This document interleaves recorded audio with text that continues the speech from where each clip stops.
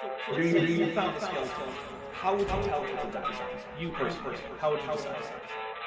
Well, interesting question. I don't know. I'd have to do some research on that.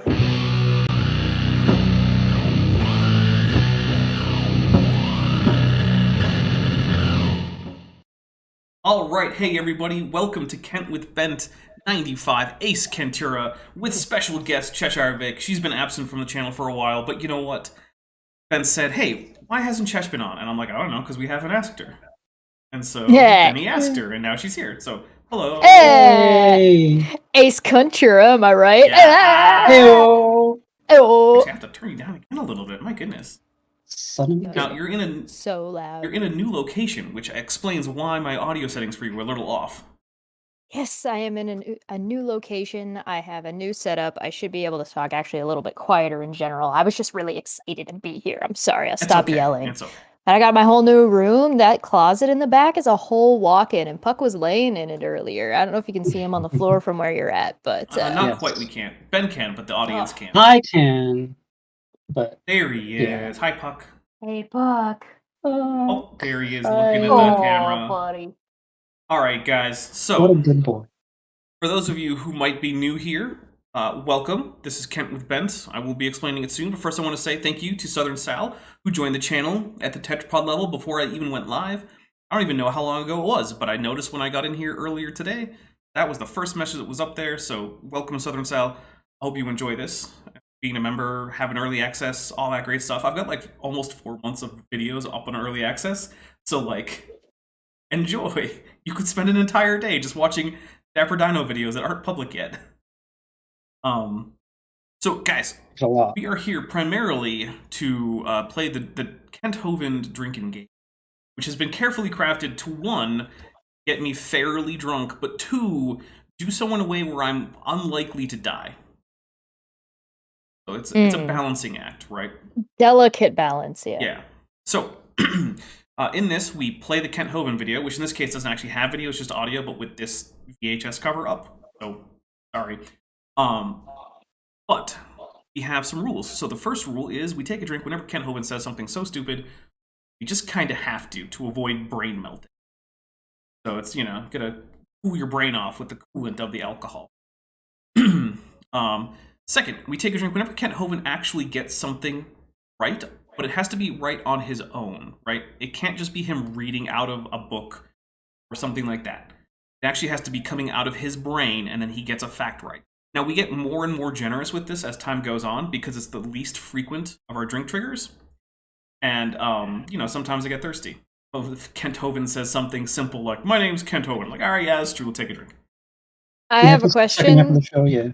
What if he's reading off a slide? Not that we're going to be able to tell from this one. If it seems like it's his writing, then yes. But if there's like a source listed where you got it from, then no, that doesn't count because the source got it right. Got it. Okay. Yeah. Okay. We also take a drink whenever Kent Hovind tells a joke that doesn't land, or whenever he tells a story that we're pretty darn sure didn't happen. Usually this is in the case of something like he's confusing a hypothetical argument he won with his shampoo bottle in the shower with a real thing that happened in the real world. With a professor on an airplane right next to him. Yeah. I don't need to know what Kent Hovind is doing in his shower with his shampoo bottles, okay? I mean, he's obviously having imaginary conversations with evolutionist professors. If he's doing anything besides using it as a microphone, I'm not interested. Oh, and there is one of our other drink triggers, which is we take a drink whenever Godzilla comes by, or Mothra for that matter. Now, there's also a way for my audience, and by the way, I forgot the drink trigger today, and I don't really want to set it up right now in the middle of this, so sorry guys, we don't have the drink counter. If they come by audibly, like just happened, we take a drink for that. But also, if you guys are channel members, you have access to the channel emojis, and any super chat with a Godzilla, Mothra, or King Ghidorah emoji will work. Also because I know that YouTube's optimization accessibility for the visually impaired isn't great, and also using the emojis on mobile is iffy at best. If you just put those words in there as like where an emoji would go, we'll take a drink for it, because I don't want to deny you that option simply because of accessibility or mobile problems. So there we go. And actually, yeah, I have left some messages with YouTube accessibility people, and they are like, "Oh, we're working on it." Okay. I am never going to remember all these rules, so I'm just going to drink whenever I'm told to, and I'm going to trust chat to keep track of our drink counter. That works. I trust chat. They wouldn't lie to us. Oh. No, they never. Okay. Science Simp 96 for $10 says AIG are a bag of dingle hoppers, which we're going to take another drink for because that's another one of our new triggers. Forks? So here's the thing. Anytime you put in a super chat anything that can reasonably be inferred to be more or less the same as AIG is a bag of dicks, we take a drink. For the specific reason that basically when we started this, they were doing the very happy on the copyright claims. Not strikes, but claims. They're claiming basically everything. They claimed on one of my videos, some of their video, in which they used fair use footage from someone else's video. So that was just great. So now we take a drink whenever anyone super chats or does a membership thing that says AIG is a bag of. But you can't do it directly because YouTube will censor that. Also, Smitty, who's been a member for 7 minutes at the Amnio level, says, hello, Chesh. Hello. Can I also point out that you'd be surprised about how much fun you could have with a bag of dicks? Well, I mean, that's neither here nor there in terms of the drinking rules. But I will not AIG contest. already knows. Yeah, they know. They know. They know. So let's see. We will also take a drink whenever Kent mentions anything to do with the National Socialist German Workers' Party, their various famous activities, or, you know, important members or leaders, especially from the 1930s and 1940s. Let's see. Bent, what am I for? Oh, wait, we have, if anyone gifts subscription, or no, channel memberships, take a drink for that, for each membership. And, Bent, what am I missing? Predictions. Predictions, right. If we're not sure what Kent's going to go with, one of us manages to predict it, and then that prediction comes true, we take a drink. But it can't be the obvious stuff, though, right? Yeah, it's going to be something where we're like, oh, what's he going to go for? Like, this is a weird point or something. And we get the prediction right then yeah. See if I'm as good at predicting Kent Hovind as I am with our movies nights. You are pretty good with the movie nights, yeah. Pretty good at the movie nights. That's true. Guys, one last thing is, it looks like Saturday, I'm going to be trying to get the old tract reading crew from when we did the Chick Tracts together. So I'm hoping to get Chesh, Bent, me, and Vishanti all here to read some nonsense creationist tracts. Hey. So It's gonna be a lot of fun. Yeah, I hope so. Or torturous. Well, both. Both. One of the best things about pretty much being set up is that my availability has gone back to basically normal, which means I'm going to actually get to start scheduling things for like Debate Hub and stuff again. I do have somebody that reached out to me to talk about their pro-life and looking to talk to a pro-choice person. So look out for that one in the near future, potentially. There you go. All right, guys, we're going to get going on this. For a little bit of context, Kent Hovind is complaining about museum mounts of Australopithecus afarensis. I already drank for the first one. Oh.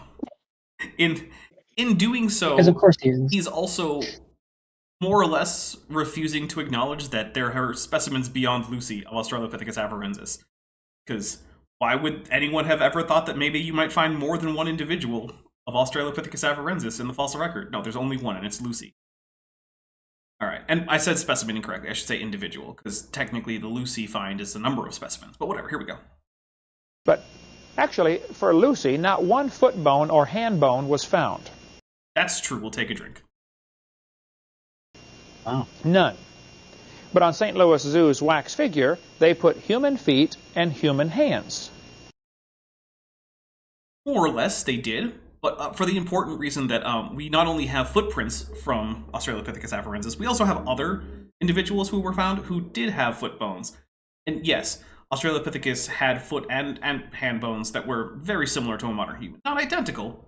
In fact, numerous studies have demonstrated quite conclusively that the actual biomechanical gait of Australopithecus afarensis was similar, but not identical to humans. So, yeah. No bones at all were actually found. Other Australopithecines that have been found all had curled toes. They were obviously knuckle walkers. So there's a couple things. Yes, genus Australopithecus typically had curved finger and toe bones, phalanges, right? And they probably were spending more time in trees than is average for your modern Homo sapiens, which is not none time in trees, I would add. Humans do, in fact, climb trees. If you're a human... We only spend less time in trees because a lot of parents won't let us. Right? Yeah. I'm surprised I didn't grow a tail as a kid. Would have been handy. Would have been great! Yeah. So there's a few things there. One is that the curve in phalanges is something that is plastic throughout an organism's lifetime. So human gymnasts tend to have more curved phalanges than non-human gymnasts because they're doing things like swinging around on bars and whatnot. But also they were not sufficiently curved to indicate a largely arboreal lifestyle. Australopithecus was probably mostly terrestrial, but also did arboreal clambering similar to an orangutan some of the time. This is not exactly an argument against human common ancestry with apes, so that there is an ape that is intermediate in terms of locomotion between basal Miocene apes and modern humans. Like, that's kind of what we would expect. Also, Lucy was absolutely not a knuckle walker, because Australopithecus doesn't have any of the actual adaptations that are specific to either chimp or gorilla-style knuckle walking, which are both different kinds of knuckle walking, by the way. And also, her arms weren't long enough, nor was her pelvis the right shape to allow her to knuckle walk. So all of this that Kent just said is all completely wrong. So there's overwhelming evidence that Kent is completely wrong. Yes. In fact, I think Kent is a knuckle dragger. Does that count?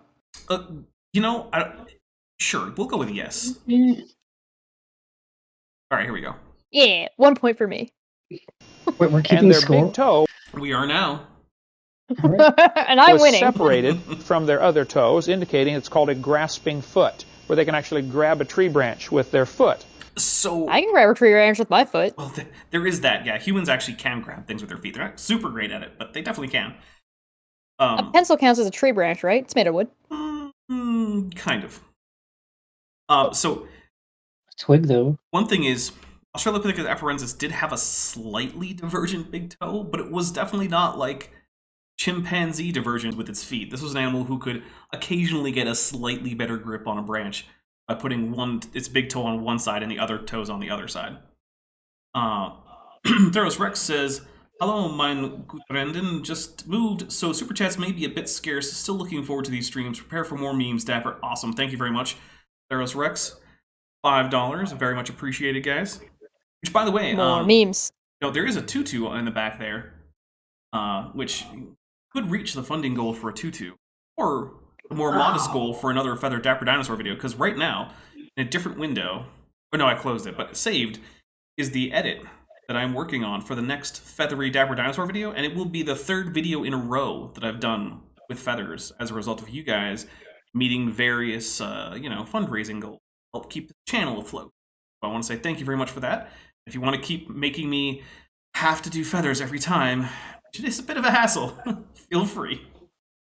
All right. Okay. I agree, it is worth it. Mildly inconvenienced Dapper with money. Seriously, do it. You can't do that because your toes all line up, and your big toe and other toes line up.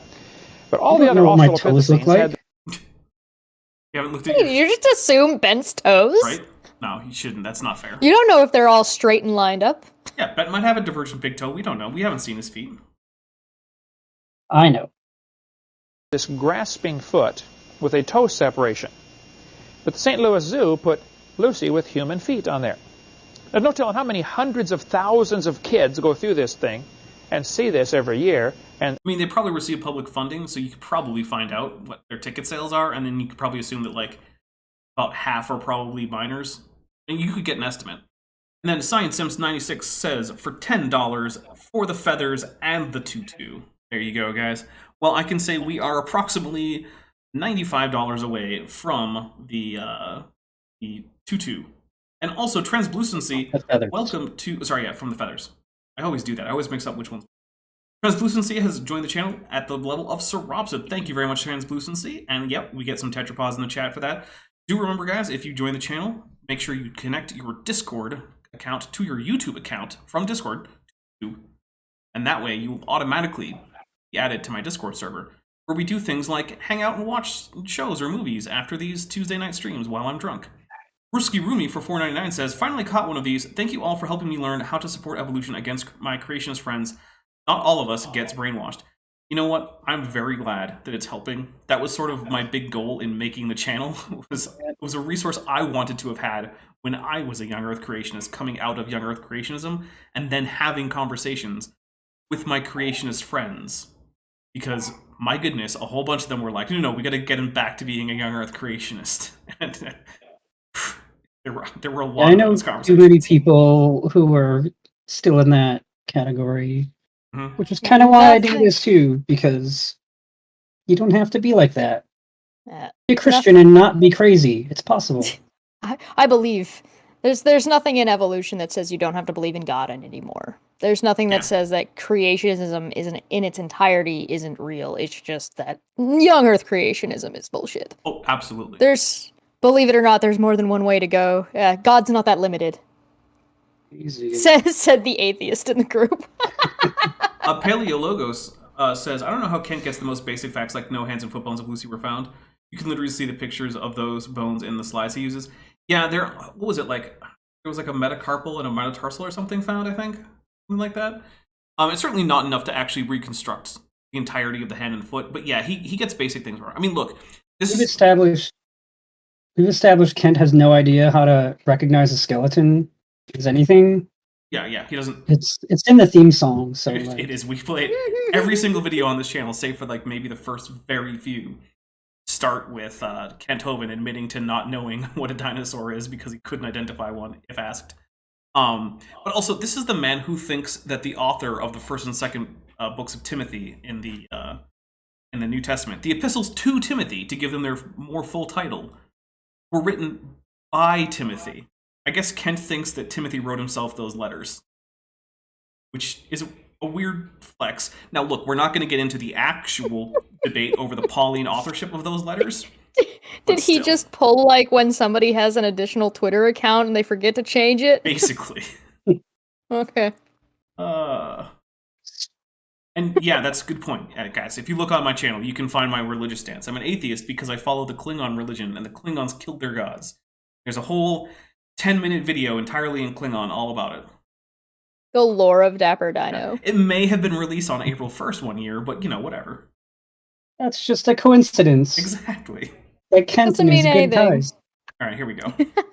Are impressed with the idea, wow, they have evidence for evolution. I mean, they do, and they should be impressed, but okay. Wow. And it's just pure propaganda. That's not evidence for evolution. Why not? Okay. Because it's propaganda. He said so. We're going to take a drink for transitional fossils aren't evidence for evolution. And then we're going to get into that's what you gotta cut that out. You can't think when you're listening to this, man. Yeah, no thinking. Nice mug, by the way. Thank you. This is a great mug. You can find it at Chesh's web zone. Which Chesh, I don't have a link for that, but if you want, link in the description of something. I can't guarantee we'll stay as the forever pinned chat, but we'll be pinned at least at so here's the thing with the transitional fossils thing, right? So if you go back to the creationism of like the 60s and 70s, right? Fucking like Dwayne Gish, Henry Morris, first generation Institute for Creation Research, the Genesis Flood, Scientific Creationism as the books, we're talking the earliest creationist stuff from modern young Earth creation. One of the things that they predicted was that there just wouldn't be transitional fossils found at all. Now, even at the time, there were some known, but we found a whole bunch since then. And the thing is that creationists spent a very long time saying, no, there are no transitions, denying things like the horse sequence, the evolution of camels, humans, all these other things, all of which are in the post-flood rocks, according to most creationists, because most creationists say that the Paleogene, Cretaceous, or I should say Cretaceous-Paleogene, boundary is where the flood stops. But now they've been largely backed into a corner on that, with some exceptions. Because, I mean, if you're going to take Ken Ham seriously with, like, kind is roughly at the family level, which is also something Kent gestures towards, well, then why is the horse sequence wrong? That's all in the same family. You think that there were an original pair of equids on the Ark, why couldn't that just be, like, Eohippus? And it evolves into the rest of them. I don't know. But the thing is, evolution always predicted that there should be transitional fossils. One of Darwin's basic predictions in his book. And then, like, 2 years later or something, I don't remember exactly how long, but well before Darwin died, major transitional species, like Archaeopteryx, were found, confirming a prediction of evolution and disconfirming the prediction that everyone was making about special creation, and that they kept making despite the transitional fossils for hundreds of years. Because that's what you do, actually have a conclusion that you start with, rather than starting with the evidence. Well, you also have to have like different words mean different things based on context. Well, there is that. And Kent does not like to acknowledge context can determine which version of a word you're using. All right. Imagine that. Professor from Washington University said, the statue is a complete misrepresentation. I mean, it's not, but okay. And I believe they know it is a misrepresentation. The zoo director... Kent's definition of fancy, in terms of words, is really low bar for fancy. Like, misrepresentation... Well, he doesn't know what the Casimir effect is, so... That's true, the cashmere sweater effect. It's a nice sweater. Yeah. I don't know if... Yeah, I'm not convinced Kent knows what would be considered fancy. No. Director of Education, Bruce Carr, said... Theros Rex asks if I've seen Paulo Gia's new Kent documentary. Man, I was talking to him on Discord while he was editing it, and we were watching the new Hellraiser together. I definitely saw it. Zoo officials have no plans to knuckle under. I don't know if there's a pun intended there or not, but certainly would be one. He said, we cannot be updating every exhibit based on every new piece of... Oh, yeah, that is. That wasn't his joke, though, right. Was it? I think that was their joke. I already drank well, to if it. I already drank to it, we gotta drink to it. Oh, yeah, fair. It's too late. Evidence. We look at the overall exhibit and the impression it creates. We think the overall impression this exhibit creates is correct. And here's the thing, right? I agree with the museum director, or the zoo director, or whatever, to some extent, right? You can't redo an entire museum display every time the consensus on what it should be shifts a bit, right? That's why you can still find plenty of museums with, unfeathered, scaly dromaeosaurs running around, and all sorts of other, like, reasonably inaccurate things. Scaly pterosaurs. Yeah, they'll update, like, the plaque Right. and give, like, additional information. They're not gonna, like... How much money does he think they have? Yeah, that's one of those things. Like, those museum displays are expensive. You can't just, at the drop of a hat, order an entire new statue just because, like, oh, you found out the hand is slightly the wrong shape, or your big toe isn't quite divergent enough. Like, that's not a reasonable expectation. You can't do it. Mr. Pseudo sovereign citizen over here is like, oh, well, they should just have all the private money. Yeah, well, even with private money, that still leaves you with a budget. And the thing is, like, I've actually looked into the budgets of some museums that creationists have complained about, and some of them actually probably could survive just on private money, but they still wouldn't have the money to update every single display every time a new discovery was made concerning that display. But, yeah. Oh, and also, Smitty does point out museums have enough money to hire a guild of assassins. Yeah, that is according to that one dentist who claimed that he was followed by museum assassins after he pointed out that their Neanderthal skulls were improperly displayed. Illuminati. Yeah, it was... I don't remember what his name was. If anyone does, let me know. We need the Declaration of Independence. Oh, I'm drinking whiskey Coke. I have a bunch of tea. Tea. You got there? I've got Kraken and root beer. Kraken and root? More All right. tea. That sounds way too sweet for me. I couldn't do it. My tea's right here. There you go. Big ol' sick mug. Yeah, I couldn't do Kraken and root beer. I can do Kraken and ginger beer. That I can do. It is sweet. It's not something that I do terribly often, and the fact that it doesn't have any lime in it is to cut it a bit is a bit. It is sweet. Okay. Very syrupy. Yeah, I mean, hey, if you like it, you like it. It just wouldn't be a drink I could do. All right, here we It's go. not a drink that I would have terribly often. Here. Can you feel your teeth rotting as the bacteria eat into them with the extra sugar? 20 years from now, Chesh is like, man, this day right here, November 1st, 2022, that's why I have dentures now. Now, excuse me, Bruce, what impression are you trying to get across to these kids? The correct impression that Lucy and her species generally is closely related to the direct ancestors of humans and is representative of the type of morphology one would expect if evolution were true and humans shared common ancestry with other apes. That's the impression. Very obvious. One thing that you would think that Kent might pick up on as somebody who was quote-unquote an educator of some kind. Miseducator, but okay. Yeah. Is that you don't always educate people with all of the information all at once. Yeah. They need time to process, they need time to understand concepts. And so sometimes explaining the concept rather than the exact numbers of a situation is a better way to get an understanding of the wide view rather than getting a ton of little narrow views and then missing the overarching point. Mm-hmm. Yeah. And also, like, you can see that in schools, right? Like, there's sayings that roughly come out to about this. Like, you go to, say, grade school, and you learn about, math and science and history, and that's great, fine. Then you get to high school, and you find out, okay, well, things are a little bit more complicated than what you... So we're going to fix that. Then you get to college, and your professors say, oh, that was all wrong. Hold on. Let's reverse everything you thought you knew about all of these topics. And that's because, look, when you're 10, you can't handle the amount of information and the nuance that's going to be coming to you in your college history course. It's just not going to happen. Right. It's a lot easier to just say, these good guy, these bad guy, and then explain the situation that way than it is to say, well, actually, 20 years beforehand, this totally unrelated thing, da-da-da-da-da, which actually was related because this guy's mom was kind of married to that guy over there who... We're going to play some more Kent. Are you trying to make them believe there's evidence that apes turn to humans or ape-like creatures turn to humans? Is that what you're trying to make the kids believe?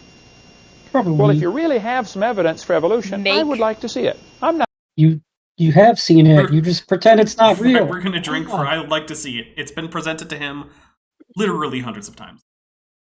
I like the use of his word, or his use of the word make there. You're going to make kids believe this? Well, we're going to teach them about it and present it to them. If they choose not to believe it later, like you do, they're free to do so. Yep. It's a free country. You're allowed to be stupid. Well, according to Kent, it's not a free country anymore because the Democrats ruined it. Oh, okay. Yeah. Kent believes in... Well, what would I know? I'm Canadian. Oh. Kent believes in basically every conspiracy theory that you can possibly think of, except, like, the flat Earth. That's, like, the one he hasn't bought into yet. But, oh my god. I was gonna say, is he the new, what was that guy's name? He thinks QAnon is real. He's a 9/11 truther. I don't think he's a landing hoaxer, like moon landing hoaxer, so I don't think he does the moon landing thing, but he's an anti-vaxxer, an anti-masker, like, you name it, with very few exceptions. He believes in, like, the Illuminati. He buys into the whole sovereign citizen thing, which... In case everyone doesn't know, we've recently had a very public demonstration of why sovereign citizens fail in court. And if you don't know what I'm talking about, well, I'm not going to direct you to that particular trial, as it was a very serious matter. I may or may not be like covering some cliff notes in the near future on it. That makes sense. But yeah, we've had it recently in the United States, a very public demonstration of why sovereign citizen nonsense doesn't work in court, which can then go a long way towards explaining to you why Kent Hovind's legal troubles have been so persistent, and it's gone so badly for him in every court case he's ever been involved in, which are a number of them. You have a teenager type up his paperwork for him. I mean, that's what he did for his dissertation or thesis or whatever we're going to call it. Whatever that was called. Yeah. Did he build his own fort, though? Out of boxes? No, I don't think he did that. But he did the same thing that... Not yet. So he did one of the same things, which was he continued to say that he didn't understand the charges or what was going on, and that, Kent Hovind, all caps, wasn't him, which is the same thing we saw recent trial. Was like, I don't understand what's happening. To the point that in his tax evasion case, the judge asked him, Mr. Hovind, do you understand English? To which he responded, to some degree. Not a lie. True. There is some degree to which he understands English. All right. Not against evidence. He's lying. No, we're taking a drink for Kent Hovind saying he's against lying, given that is a large portion of what he does. I take affront to him not liking lions. Aslan is a pretty awesome lion to represent, like, God and Jesus in the Lion, the Witch, and the Wardrobe. Yeah, also a very explicit Jesus reference, which you'd think Kent would like it. Mm-hmm. Right? You would think. That's not enough pictures, too many words. Evolution. The Laetoli footprints that were found were perfectly normal human footprints. That is not true. My next series is going to be coming out on the channel is going to be about Dr. Robert Carter. Yeah, it is Dr. Robert Carter, but I think it's one that's coming out after that or something. I don't know. It was a Carl Kirby thing. And basically, I found something like 9 or 10 different papers pointing out exactly why the Laetoli footprints were not made by a modern human. They are not consistent with the biomechanics of modern human locomotion. That's a lot of sources for Satan to plant in the science community. True. Okay, so in the series I'm working on now, it turns out that apparently there's a satanic conspiracy to hide giraffes from the public. So, yeah. I feel like they're failing at that. Yeah. I've seen giraffes. I think the zoos are just not getting the Satan message, even though Kent seems to think they are. It's a very confusing conspiracy. All of the articles that came out about this time, they found footprints in the ash that had hardened, ash from a volcano. Somebody had walked across it and left footprints. More than one somebody, but okay. And it hardened, sort of like concrete would do. One guy walked through it while it was still lava. It actually looks like it was it was never lava, or I guess it was but it actually looks like a small family walked through. Looks like a male, female, and the female... Like small in number or small in stature? Both. Hmm. So these were small individuals in terms of stature, probably not much bigger than Chesh.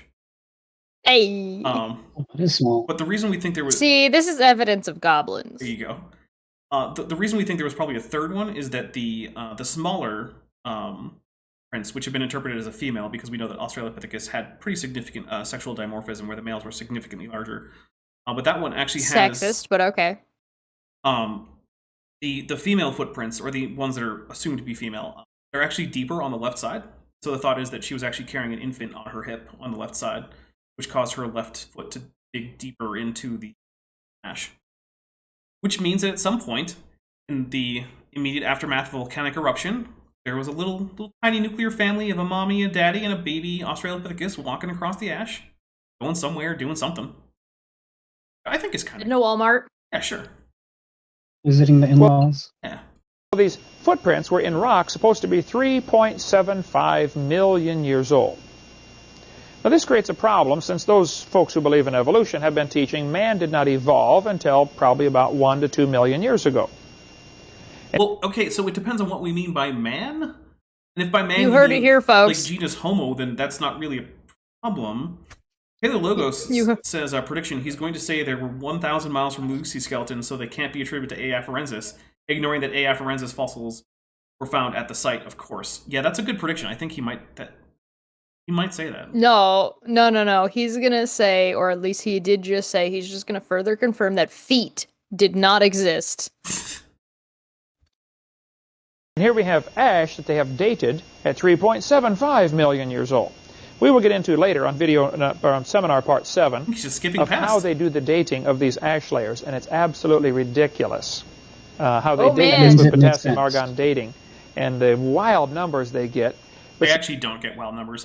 We're going to take a drink for that being done, because actually the majority of dates from radiometric dating are very concordant and all fall within their mutual error bars. Should actually take.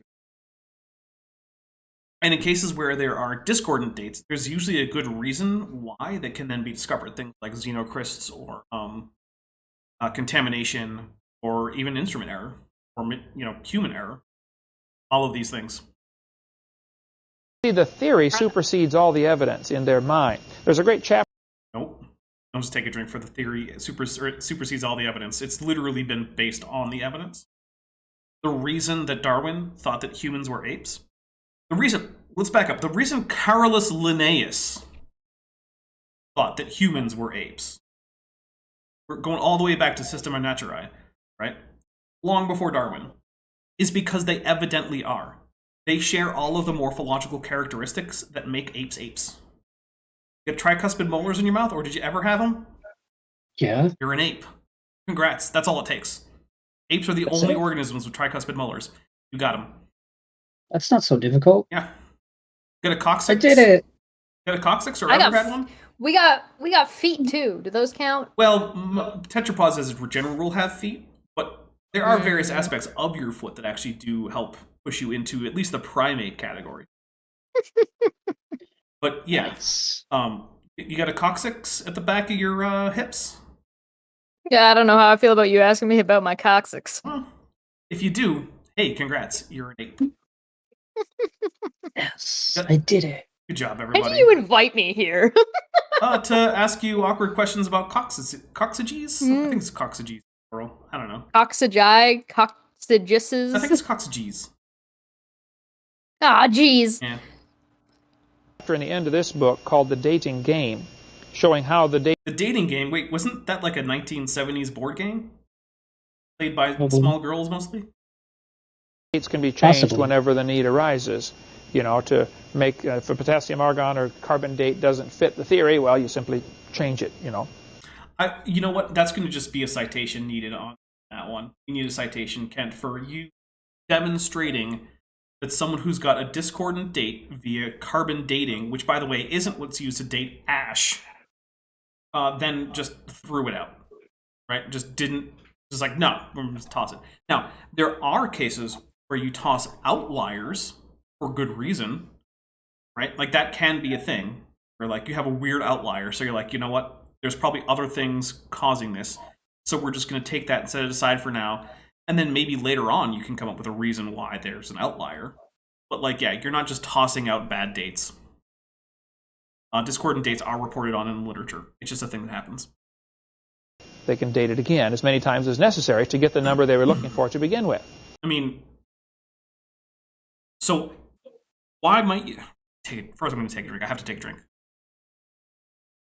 Okay, so why might you do a test, come up with a number that doesn't seem to make sense, and then double check it? Why would I double check my work, huh? Oh, because I went to second grade? Right. Why would you check your work at all? Just make shit up. Like, think about this, right? Let's say that you're trying to sell your house, right? Okay. So for that you need like measurements, right? So you want to get how big is the house? So you measure it, but the measurement you get for the interior of your house is like 1 square meter bigger than the exterior footprint you can figure out, right?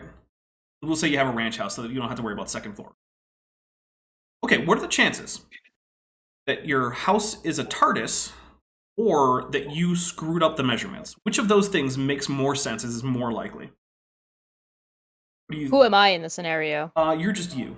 But, like, you... Because if I'm just me, it's likely that I messed it up. But if I'm the doctor, it's likely that my house is a TARDIS. In this scenario, you're not a Time Lord or a proto-Time Lord that they stole their powers from, or whatever the doctor is now. And what do you think? What if you're a companion? You're not that either. It's also not your house. I probably made a mistake. Yeah, that's why you double check things like that, where you get really unusual dates. You're like, hey, maybe the instrument was wrong, maybe there was contamination, maybe I used the thing wrong, so we'll double check. Now, if you keep getting discordant dates, I mean, yeah, publish those, that's what you got.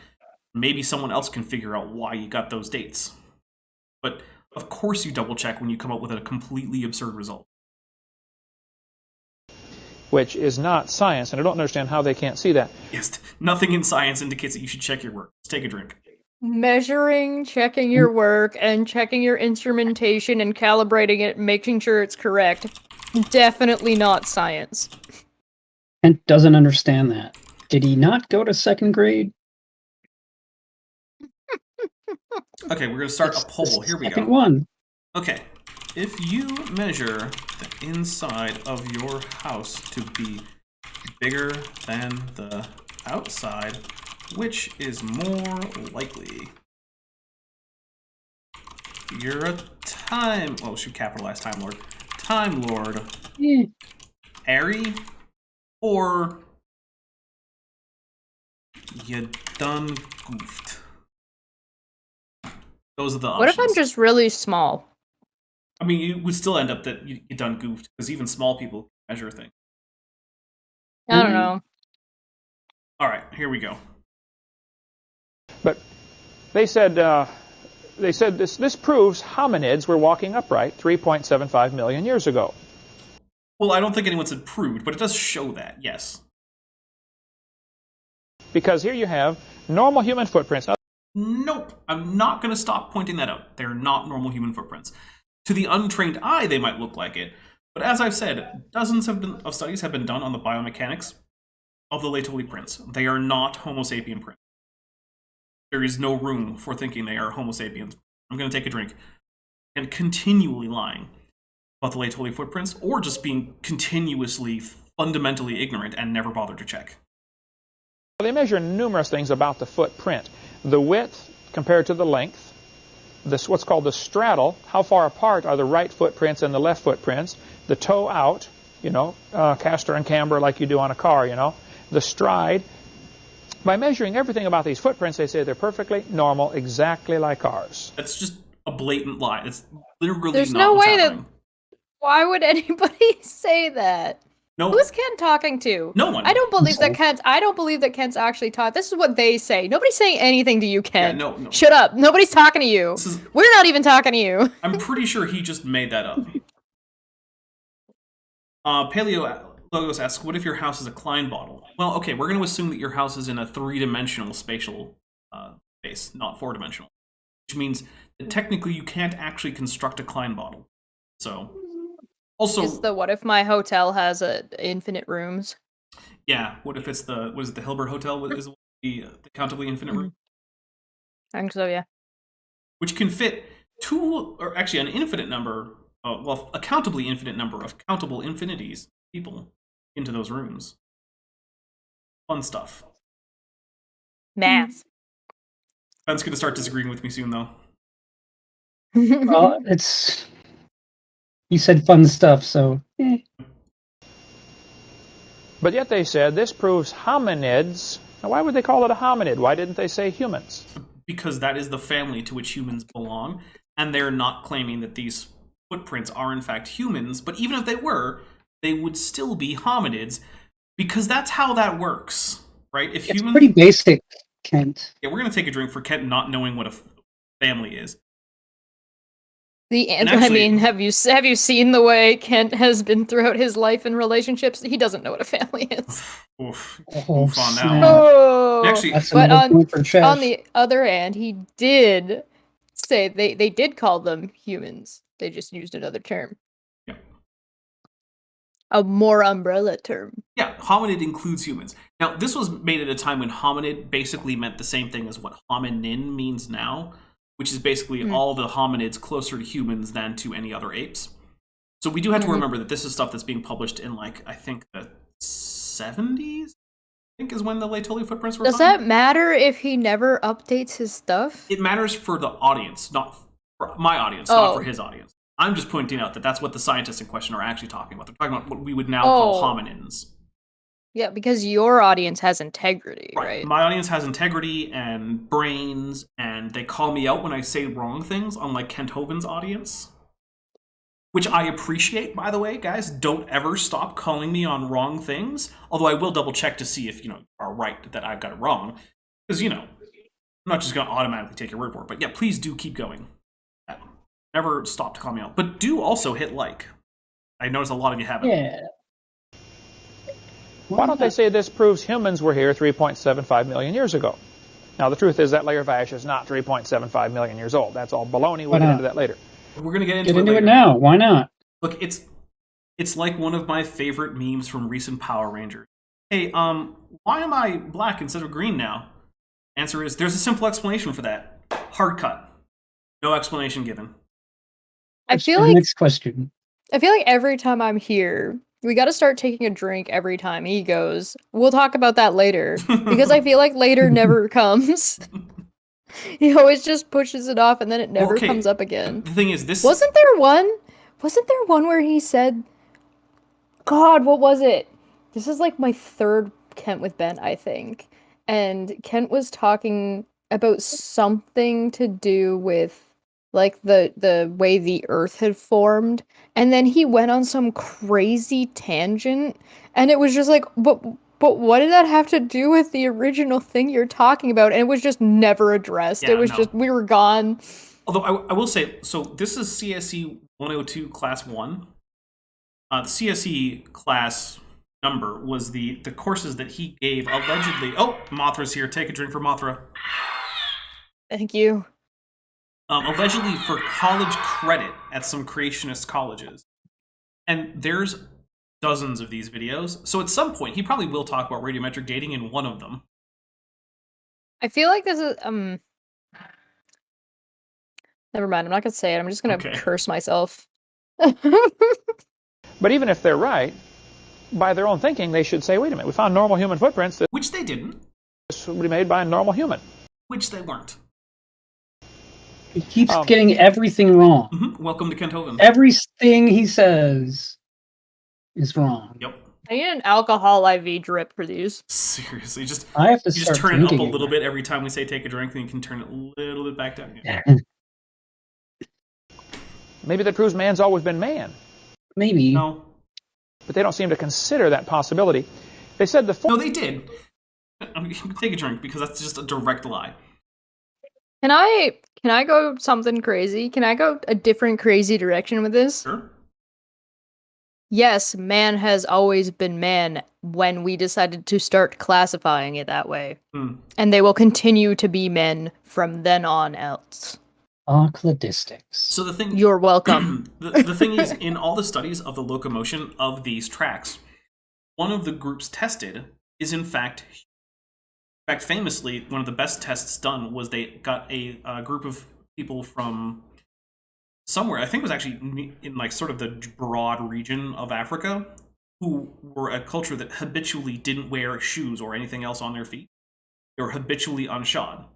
So they had them walk through similar ash to test the differences, and they also had chimpanzees who can be induced to walk bipedally also walk across the same ash, to take a look at how chimpanzee footprints work, how human footprints that haven't been affected by shoes, because, you know, a lifetime of shoe wearing does change the shape of your foot.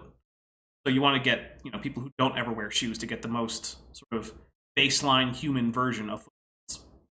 And then they compared them to the Laetoli footprint, and they found out that they were 1, intermediate between the chimpanzee and the human footprints, 2, closer to the human footprints, but 3, also had unique characteristics that weren't shared by either humans or chimpanzees. So exactly in this, the same. Yeah, in this, yeah, exactly. In this experiment, if they had been exactly the same as the human footprints, that would have been the report in the papers, because they didn't ignore that possibility. They explicitly tested for it in a very rigorous manner. Stop pretending Kenthoven knows how to read. Well, okay. Actually, on the show, we've talked numerous times about the fact that it actually, in some cases, appears that Kent might be functionally illiterate. To some degree. Yeah. Of course, some of that... I'm pretty sure I started... I'm pretty sure years ago I started that, like, being like a debate about saying there's more evidence that Kenthoven does in fact not know how to read. I mean... I'm not sure whether I would take the pro or against side on that one, because there's a lot of evidence that he's not, at least very bad at reading. Also, it's only getting worse when he's having small strokes on camera while trying to read. It's a thing that's been happening recently. Yikes. Yeah, and of course, what kind of medical attention does Kenthoven get? Well, he takes vitamins and doesn't take vaccines, so there's that. Well, you know, he's got enough people following him. Praying should fix it. Oh yeah, there you go. Yeah, just get Doesn't everyone he to eat pray for him. apricot seeds? Yeah, he eats a lot of apricot Yeah. seeds. Yeah. I mean, build up that cyanide tolerance, I guess. Doctors don't want you to know. I built up an immunity to iocane. Never go against a Kenthoven when death is on the line. That would be funnier if there weren't at least one fatality associated with Kenthoven. Yeah. Was exactly the same as ours. This is from National Geographic, talking about these footprints. It says weight-bearing pressure patterns in the prints resemble human ones. Resemble, not are identical to. Okay. Footprints so very much like our own.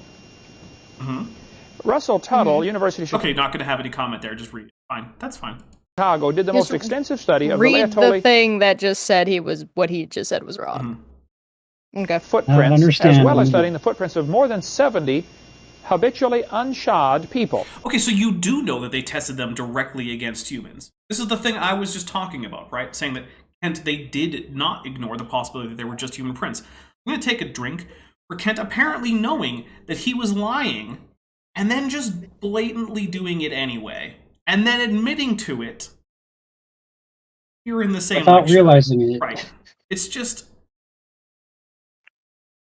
All right, guys. I already took a drink, but I'm going to take another one. All right, but we're also going to take a quick, or slightly early break, because I've gone through this drink faster than normal for most of these. I blame Chesh. This is, the new element. Or the new, but the unusual element here. Guys, stick with us. We're going to do a little commercial break, and we'll be back in hopefully just a few minutes. And then I will do my quick pitch for the Patreon and channel memberships, as I usually do, and we'll be right back into Kent with Bent, drinking, and all of that. Yeah.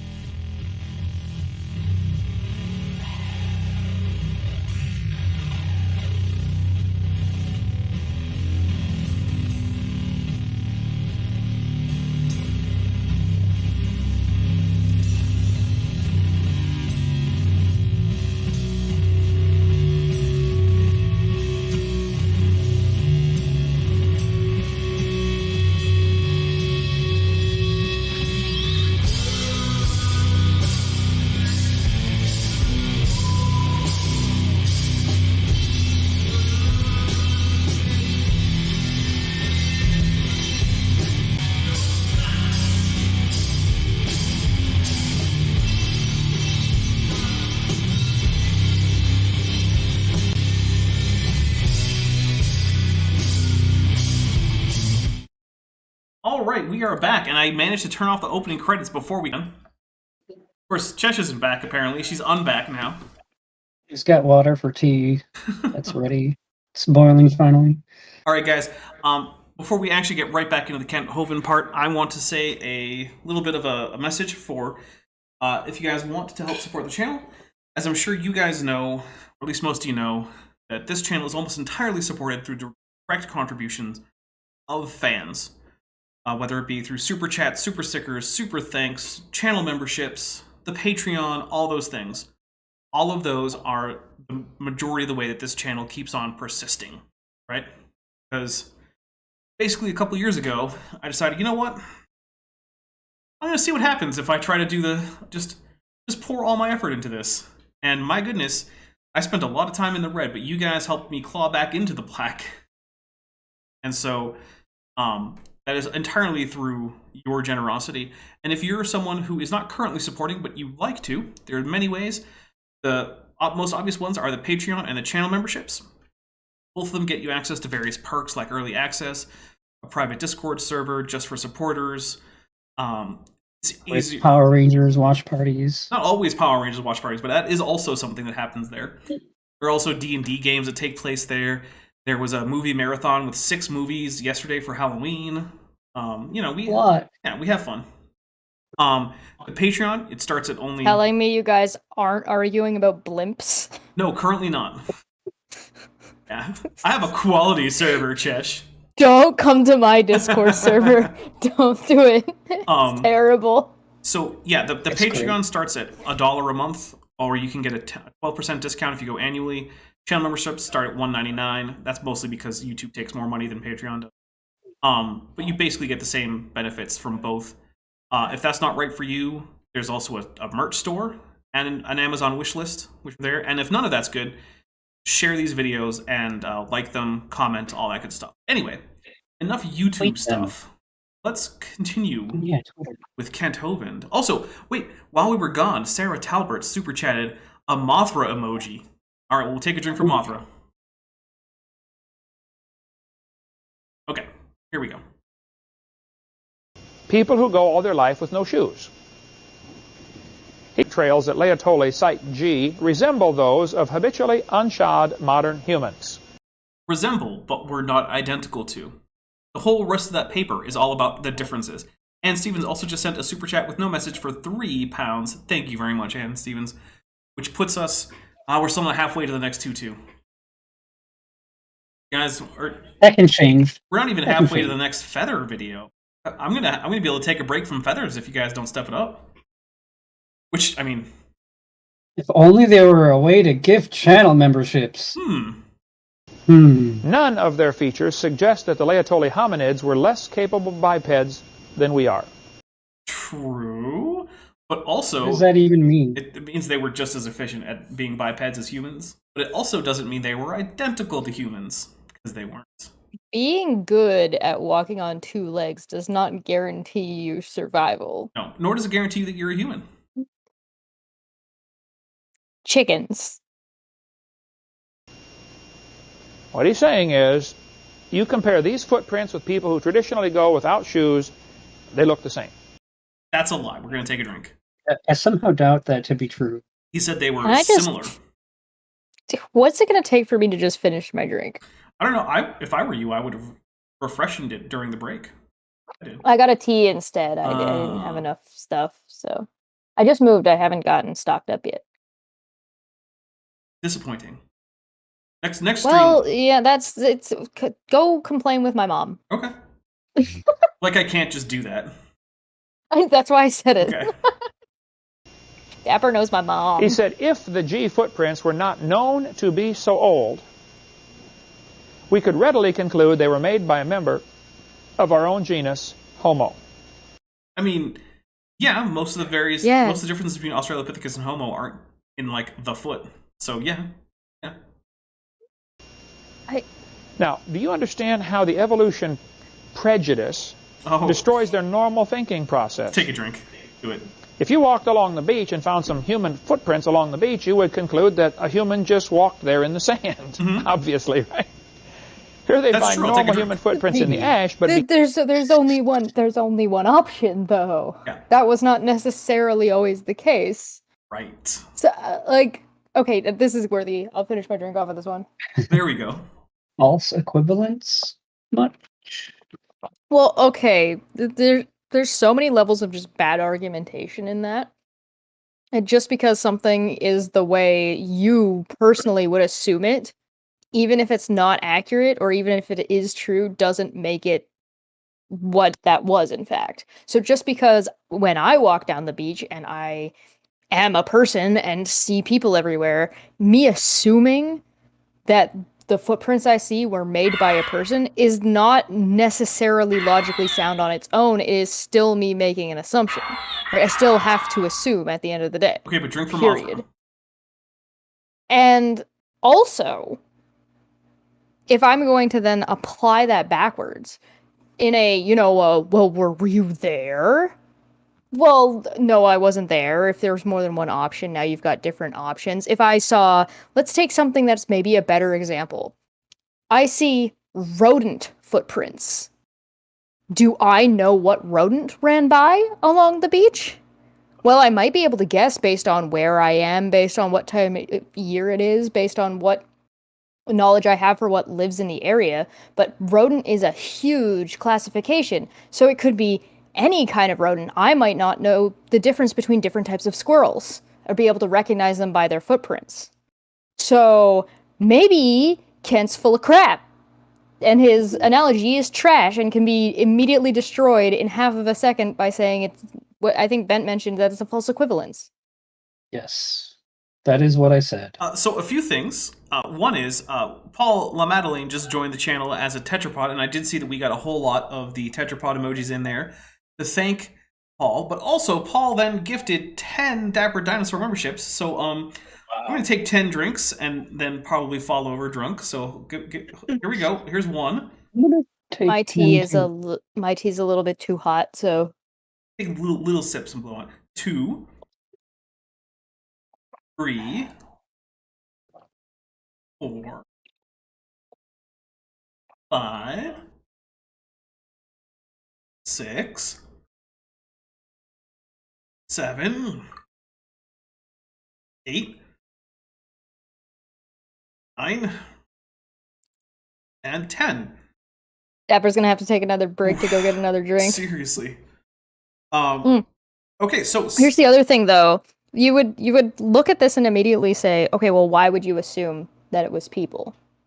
Well, like, why would you assume that it was another human? The only reason is that they kind of they look a lot like it.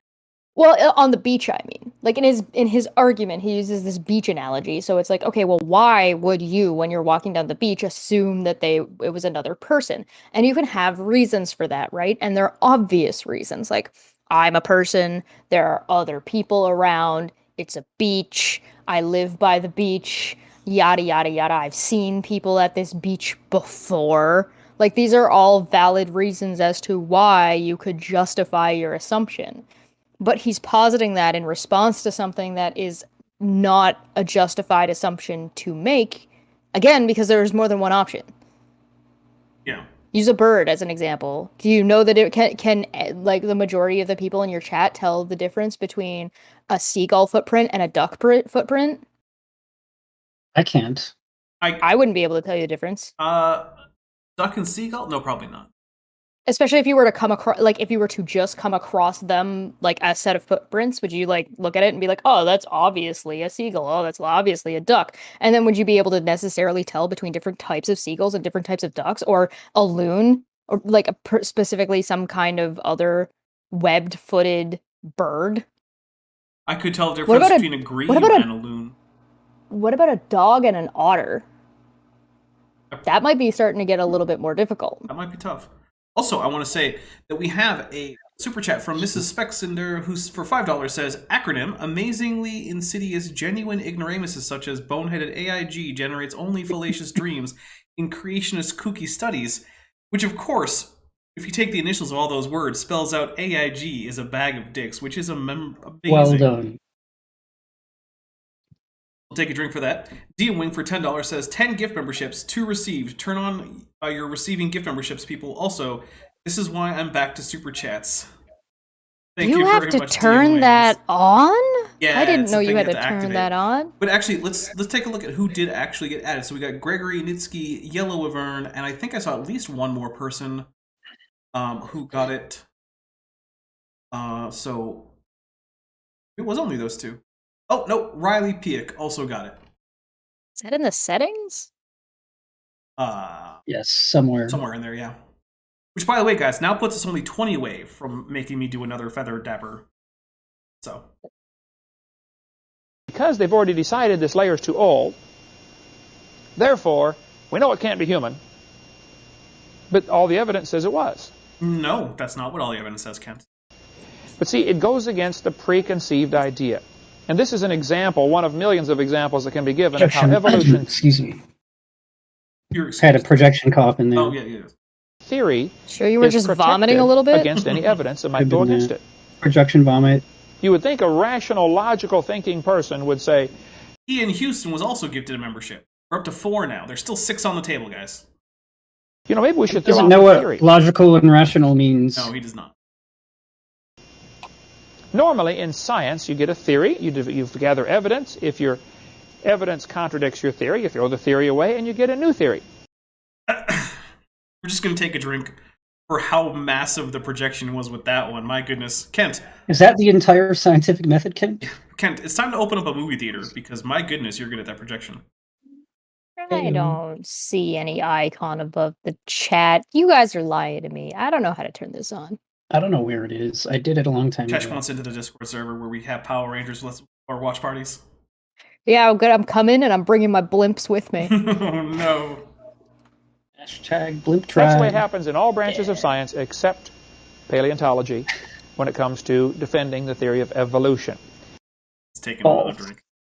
National Geographic. We all know paleontology is just history anyway. Look, it's Big Bone. You guys, they make millions from discovering new dinosaur bones. That's how it works. It's not how it works, guys. That's not how any of it works. Like in the description. Think about all the product placement that Bent's got going on. I mean, hey, this is how I live my life, okay? That blanket that you can see in the background of Bent is a Dapper Dino fleece blanket that you get on the Teespring store. So, check it out. It's a really good blanket. It is actually very high quality. It never fades. Yeah, I've been very impressed. It's been washed like many times. It corrects you when you say dumb things about evolution. I can't guarantee that part. It does all of those things. All right. Drew a picture of dark-skinned, ape-like people on top of these footprints. Now understand, all they found were footprints. How would you know the color of their skin? Maybe we could do something like take a look at modern humans, see what their skin color is, and then see if we can find some kind of reason that people from different parts of the world tend to have different skin colors. Well, it turns out we can. People in tropical areas tend to have significantly darker skin, and people, as you go away from the tropics, tend to get paler and paler. Now, one of the things about dark skin is that it is less likely to get things like sunburn, right? And it also doesn't absorb as much of the UV radiation to make vitamin D, whereas pale skin is more likely to get sun damage, but it also absorbs more vitamin D.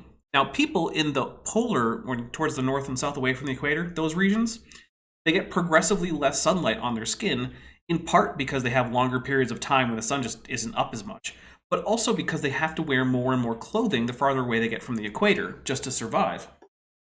So, but why is the Little Mermaid black now, though? Oh, I don't know. There is no reason. It just you is. Can learn. She just is. You can learn.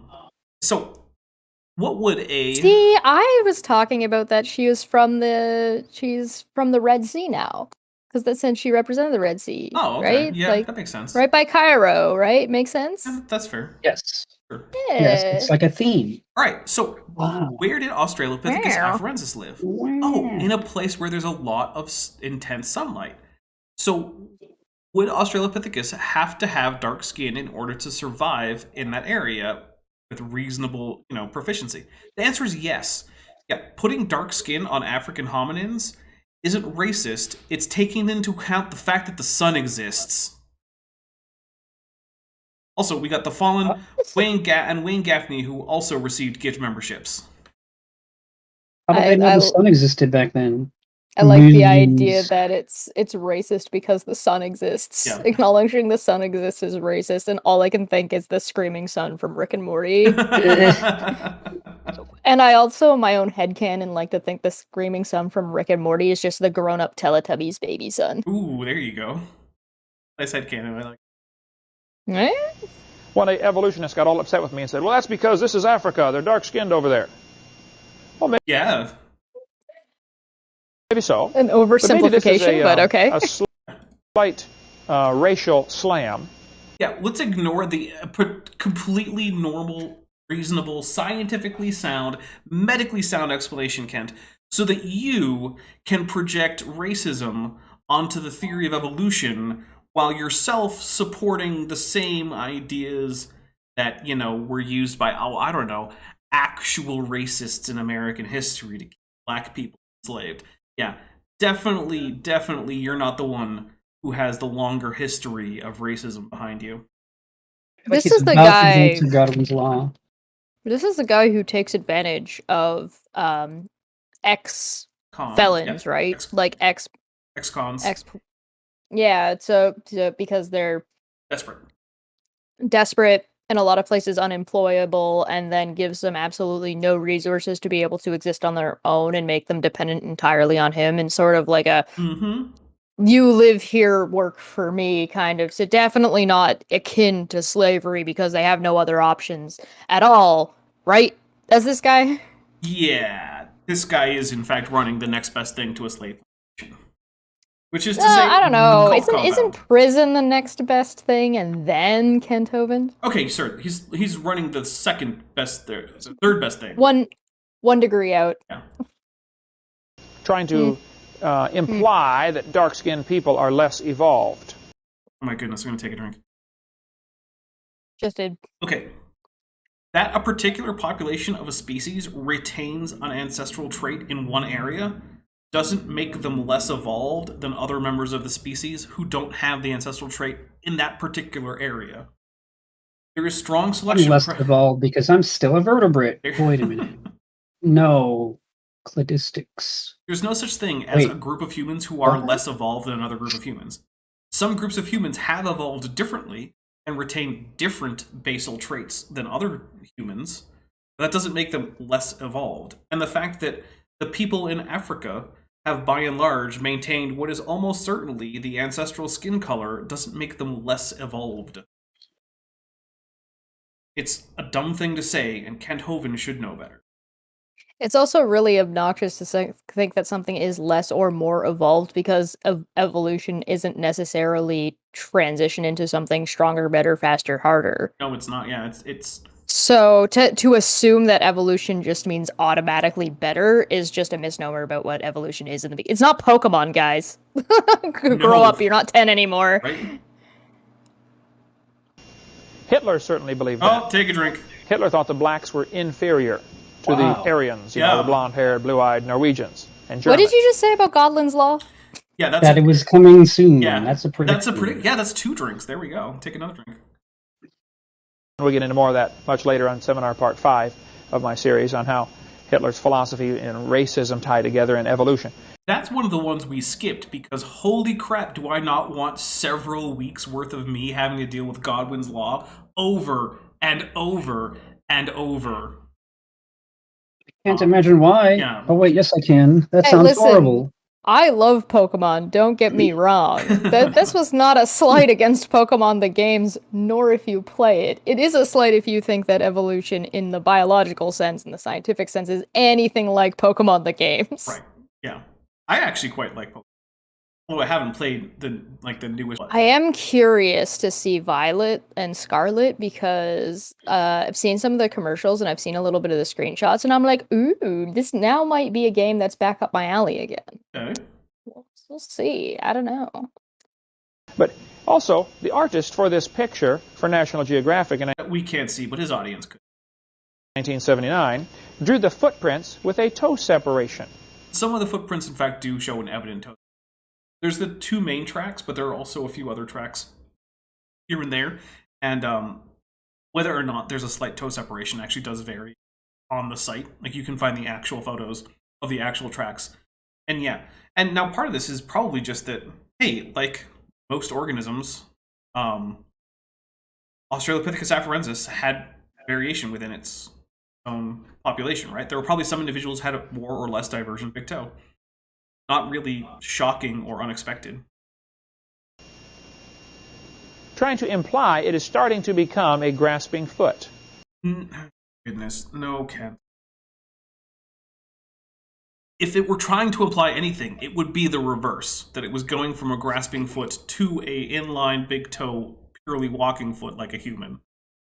Listen, if the artist's rendition wasn't photorealistic and was using a different set of footprints as reference, it means the whole thing is a lie. Because obviously when there's a set of tracks, there can only possibly be 2 footprints. Good point. Feet didn't exist. Remember? So the NBeat asks if the Inuit and other native populations like North America and Greenland indicate that our skin color race thing is yes. The answer is no, because those populations have actually only been there for a few thousand years, which isn't really enough time to have significant in the color. Whereas, like, if you go to say like people in like East Asia, like China and Japan, or in Europe, who, by the way, both have pale skin, but with different underlying genetic causes, which again is further indication that evolution happened there. Those populations. Are you implying that time exists? You need to cut that shit out. That's not allowed. Those populations have been in those areas for like an order of magnitude longer. So yeah, it does seem like it basically is just that the native populations of places like Alaska, northern Canada, and Greenland just haven't been there long enough to really have significant skin change. And we also know that this pressure to darken your skin. No.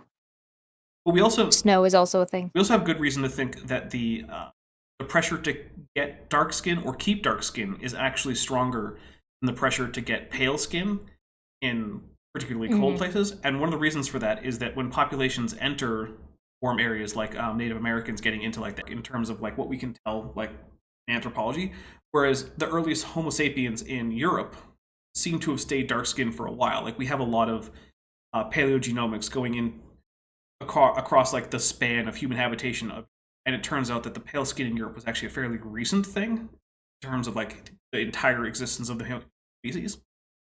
So there's a number of things there.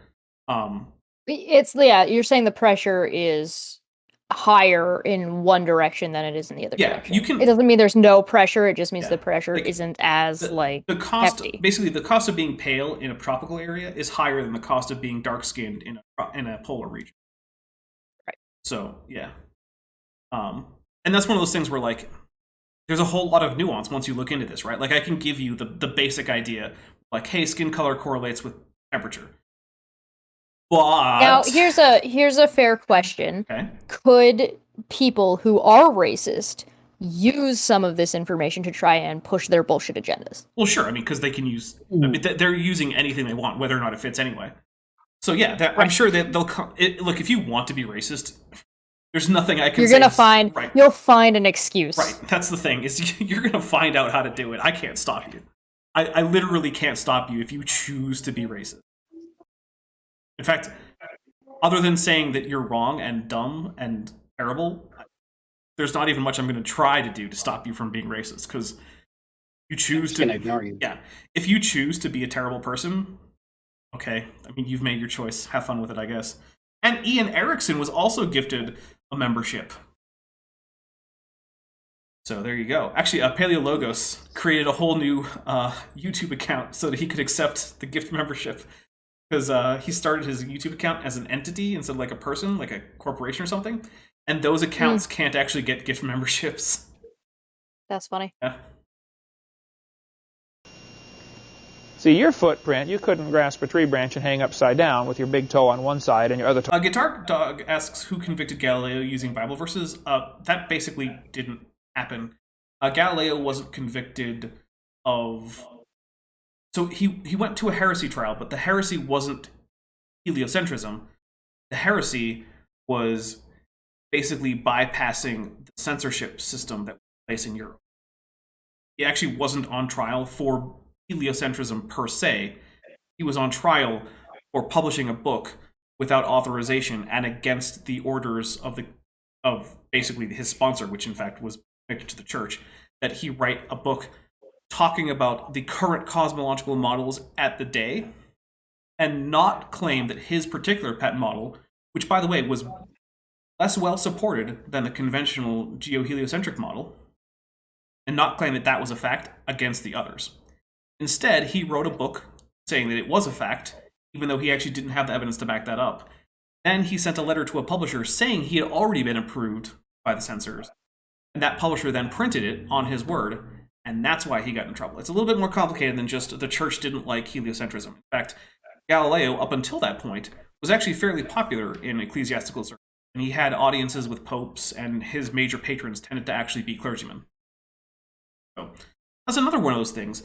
It's actually much more complicated than you think once you actually look into the whole details of the Galileo affair.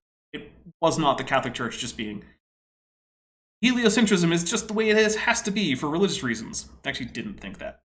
Believe it or not, the Catholic Church isn't literally always the worst all of the time, 100% of the time. Just often. Just often? Too often? It's still too damn high. Oh, yeah. But it's not every single thing always the worst. Yeah. Look, I am not here to say that the Catholic Church is great, you know. I mean, for one thing, do you know they've only Sith deal in absolutes. Here's something most people don't know. Do you know the Catholic Church has a history of stealing human remains from other churches? Yeah, I did hear about them doing weird things like rebaptizing dead people. No, that was the Mormons primarily. Oh, so the Catholic Church primarily. Well, look, I can't say everything that's ever happened anywhere, but the Catholic Church during the Crusades went in, and in cases where they decided to go ahead and sack Orthodox churches, sometimes removed they're also venerated in the Catholic Church, and then just took them back to Western Europe with them. This is ours now. I mean, that sounds pretty in line with like what I would expect, right? To be honest. Yeah. I mean, it's not like Europe doesn't have a habit of going into places and taking other people's crap. Hey, I wonder how this belongs in a museum. I wonder how all those Egyptian obelisks ended up scattered across Western Europe. There is some really interesting debate that I've seen talking about how Europe is like, listen, we're going to give this back to you, but we don't think you can take care of it. Like, your country is not currently stable enough, or that it, like, if we give it back to you, it's going to get destroyed because of one reason or another. To be fair, once you're stable in Baghdad. Right, so like once it's stabilized, or once you have the money that you need to maintain it, they're willing to give things back. So there's like, it's almost like there's like now a barrier of entry for your own stuff, which is really weird. But are they wrong? It's like, it's a really interesting like conversation that's happening currently for anybody interested. But I mean, I don't have an answer, by the way. I'm just, this is what's been going on. I don't either, but like I will say that like, yeah, if say the British Museum had given back all say like Babylonian artifacts to Iraq in like, say, I don't know, like 1996, those would all just be lost to history. Right, yeah, there's like some serious like it's an interesting ethical conversation, but it's also a really interesting like economic conversation, because like, okay, does X country, like, let's pretend Egypt can't maintain, right? And so you have like a bunch of these Egyptian artifacts, and now suddenly the Egyptian economy and their government has to maintain these things that they haven't had to maintain for years, and now you're talking about hundreds of thousands of billions of dollars that have just suddenly just dropped into their budget, right? It's just super interesting to kind of discuss and like, I mean, I'm not discussing it. I don't have this information. I'm just watching this happen because I don't have an opinion, because I don't know shit about like how much costs to maintain a mummy. So it's not cheap. You have to keep careful control of like the atmosphere and humidity and like what gases in there and stuff. Also, I closed the poll. The poll was, of course, if you measure the inside of your house to be bigger than the outside of the house, which is more likely? And the winner is you done goofed with 56%. and 43% voted for "You're a Time Lord, Harry." All right, here we go. Oh, and there were 85 participants in the. Thank you very much, everyone. Monkeys can, of course. And they drew this picture by making the toe a little further over than was actually found, making a little separation. No, they actually were basing it on a different set of tracks that you're not talking about. You don't know that in addition to the one main long track, there are other tracks left by other individuals. This is called propaganda in my book. I think they should report the facts, and if it comes... Great, we're now having a Galileo debate in the chat. Guys, I'm going to go ahead and say there isn't a good guy in the Galileo affair, because here's the secret about Galileo. He was actually a crappy scientist. How dare you? Galileo... But he discovered those moons. He did, which is nice. But here's the other thing, right? His math worked less well than his opponent's math. So, using the scientific method, until he can fix that, his idea should have been chucked. He was wrong to say that he actually had evidence behind him. He didn't. Eventually, it turns out he was right, but that was basically by fluke. Right? He was right, but he didn't actually have the ability to demonstrate that to anyone. And he just That's went just with like Kent, except that he's wrong. On the other hand, and can't. So are we going demonstrate it to anyone? If you can't show it, you don't know it? In this case, yes. But here's the other thing. It rhymes. It has to be true. Was the Catholic Church right to institute a continent-wide system of censorship? Also no. That's also a really bad idea. So when it comes to Galileo versus Catholic Church, there aren't good guys. Now, if you had to argue with me who's the worst guy, it's the Catholic Church, because putting someone under house arrest for publishing a book you didn't like isn't okay by any stretch of the imagination. However, yeah, now the discussion is about free speech. Right. However, that doesn't mean that Galileo actually was a good scientist who was doing good work. He just wasn't. He happened to be right, which is why we now fondly remember him. He may have been trying his best. Well, he was also or not. He was also a giant dick. He was trying someone's best.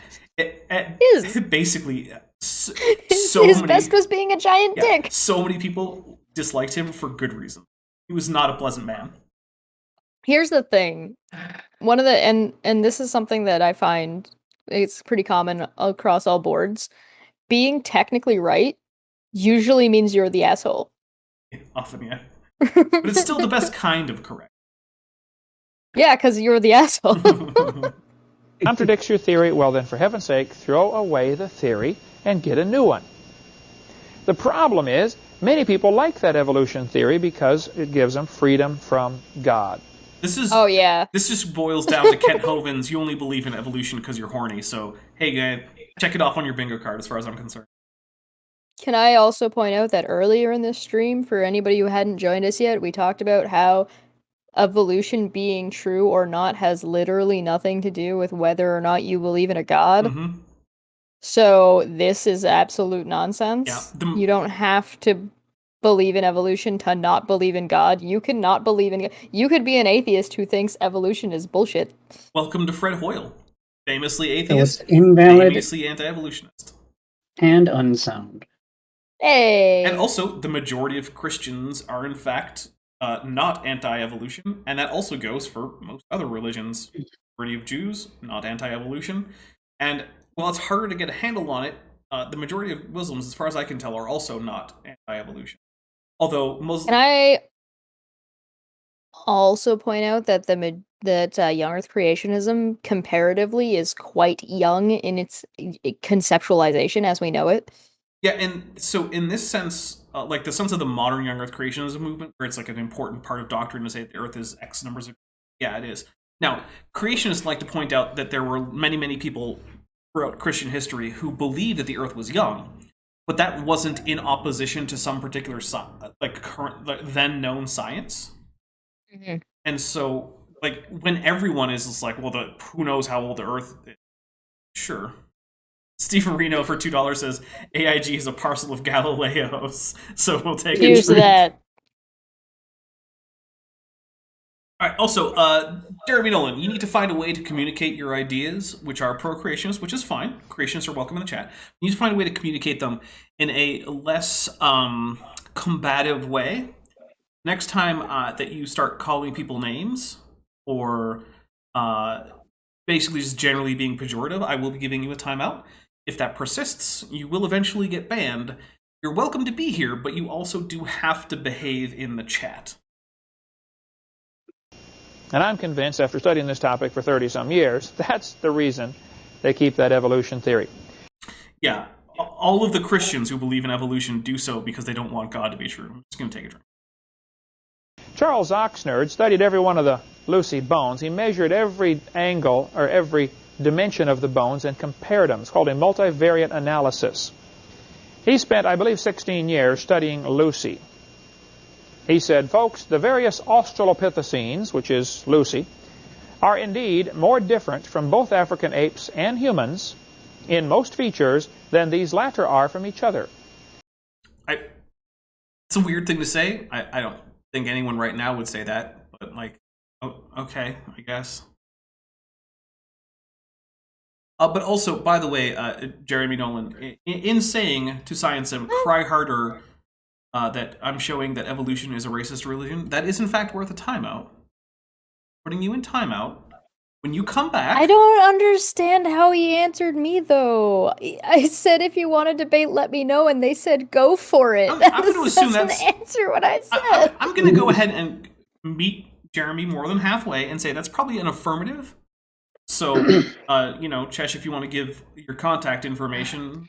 Yeah. Email me.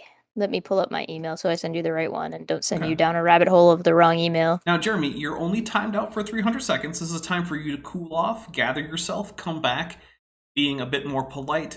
Here's the thing. I'm actually not usually as rude to most creationists as I am to Kent. And there's a reason for that. And that's because, you know, Kent's been convicted of felonies against a friend of mine. Well, felony against a friend of mine. There are many reasons. Endangers children. That's too...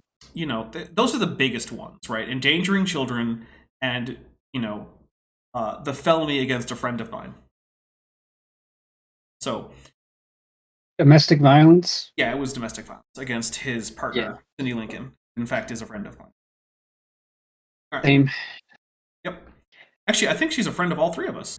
She's not going to watch this because she doesn't watch Kent with Bent because she doesn't like hearing that much Kent, which I cannot blame her for. I don't blame you.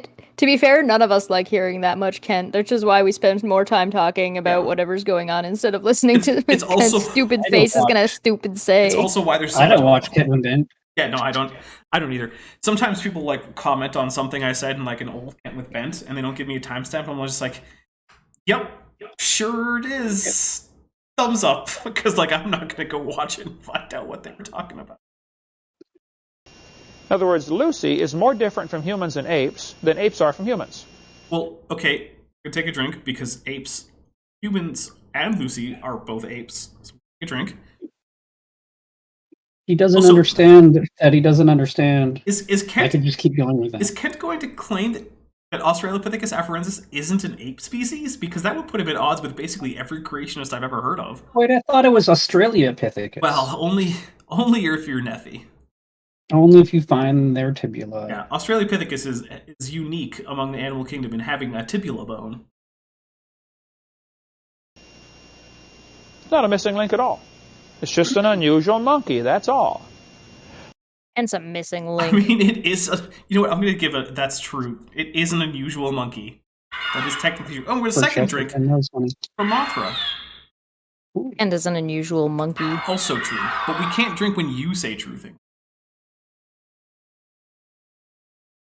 So if anybody tells you Lucy is a missing link, you need to tell them. Mothra's back again.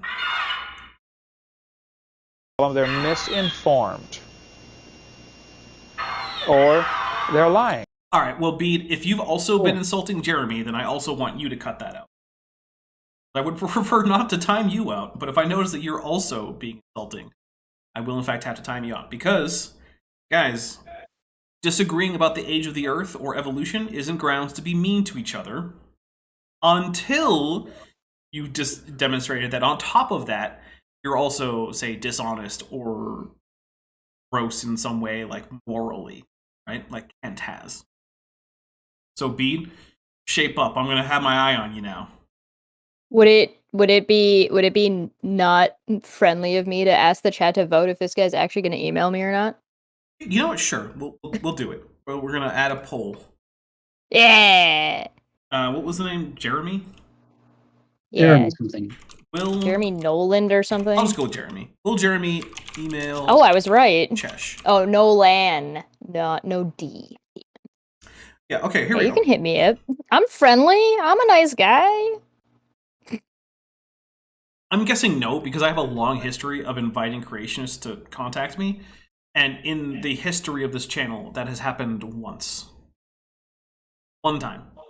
And it was a guy who just wanted to spout presuppositionalist nonsense at me.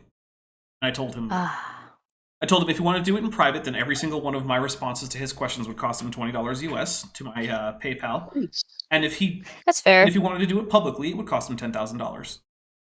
I mean, hey, listen, if you are gonna basically get a free education from somebody who's more educated than you are, then $20 a question is actually pretty damn good. Yeah, not bad. All right, here we go. I don't know of a nicer way to say it, but that's just the way it goes, okay? There could be some Lucy-type monkeys, a monkey that traditionally or commonly walks on 2 legs. All right, Athens, you're also... As I don't want to go back to channel rules, but you also aren't allowed to simply paint all Christians with a broad brush of bigotry, because it's also not true. So, the Athens, that's also something that if you persist with, that can get you time out. It's simply not true that all Christian men are sexist. Can't just say it in this chat. So are we gonna citation needed Athens? Hell yeah. Sure, you know what? Athens on all Christian men just being sexist, and that just being a characteristic of Christian men, I'm gonna need to see a citation on that. But also... I will also allow a debate on this. There you go. The fear mob... It's only fair. Email address. For one thing, I mean, it's directly attacking one of the panel members here. One of our panel members here is, in fact, a Christian man. Yeah. So... How rude. Yeah, this is an area where... My goodness, Mothra. The fearmonger for 20 sex says AIG is a cag of Bix. With a Godzilla emoji and get bent. So we'll take a drink for that. Thank you very much. Oh, yeah. So, yeah.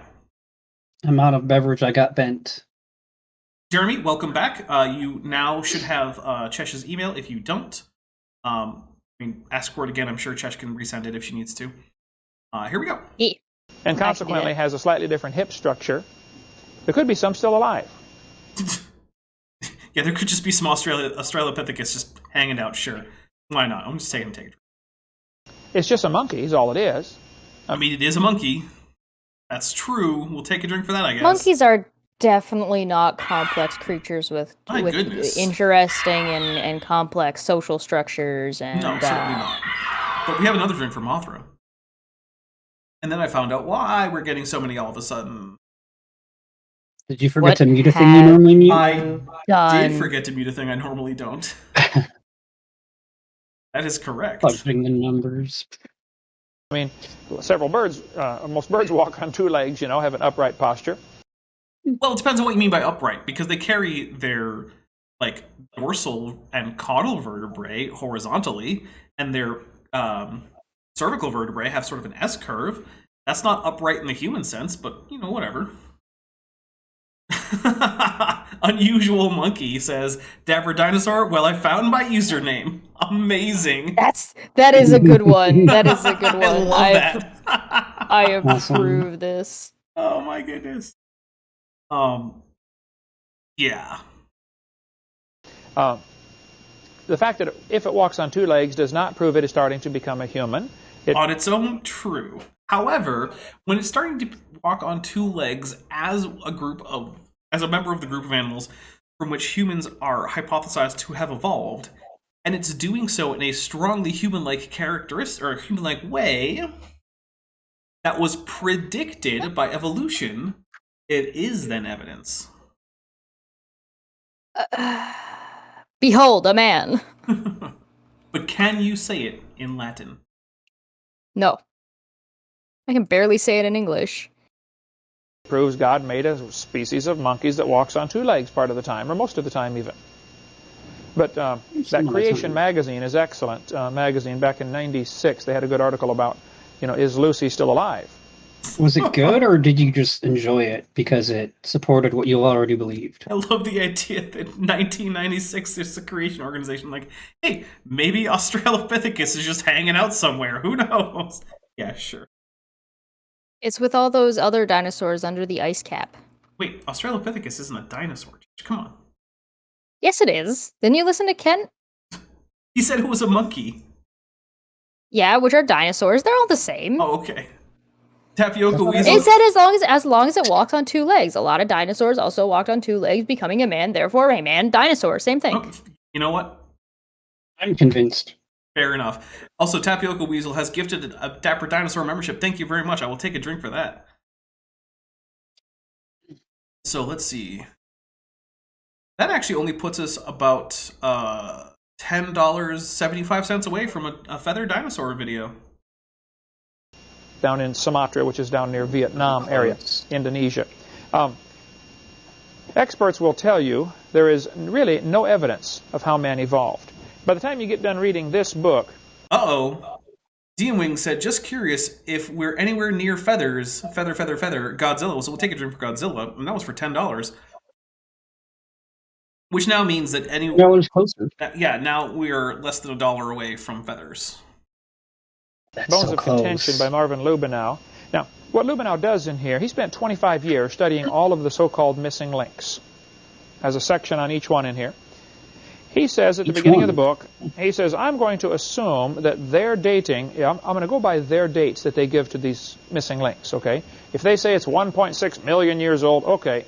Science Simp 96 for $2 says feathers! And then Wing sends a super chat of a kitty for $1.49. So there you guys go. The next video is going to be feathery. Thank you very much. Chat. The bittersweet of this video for Dapper. Hey, you know what? That's Tutu's still on the table, by the way. The feathers actually are a little bit of a hassle, but they're enough of a hassle that, like, the 120 funding is a perfectly fine reason for me to do feathers. And you know what? If you guys want to just make it a permanent feather channel, you can. No one's stopping you. Certainly not me. We're going to believe him. He said, I don't believe any of that stuff, but we're going to go by their teaching. And so just by their own teaching, he shows that the dates are totally wrong. They overlap each other. You have the children existing before the grandparents. Oh, Paleologos says... So I always get like an eyebrow up when I hear Kent say the word teaching, because like I know he's implying something that is not the case, and I also don't think he knows how to teach anybody anything. So... Well, he knows how to misinform people. Sure. Paleo also he says... knows how to indoctrinate, I'll tell you that. Paleologos also says, interestingly, Marvin Lubenow said that Australopithecines may have been bipedal. I mean, isn't that the consensus, is that they were bipedal?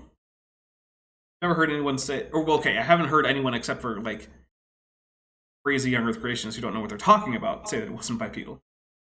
Dr. Tapioca Weasel says, will you be on Discord this evening? The answer to that is yes. So, you know what? I'm going to give you guys a little bit of background about all this. So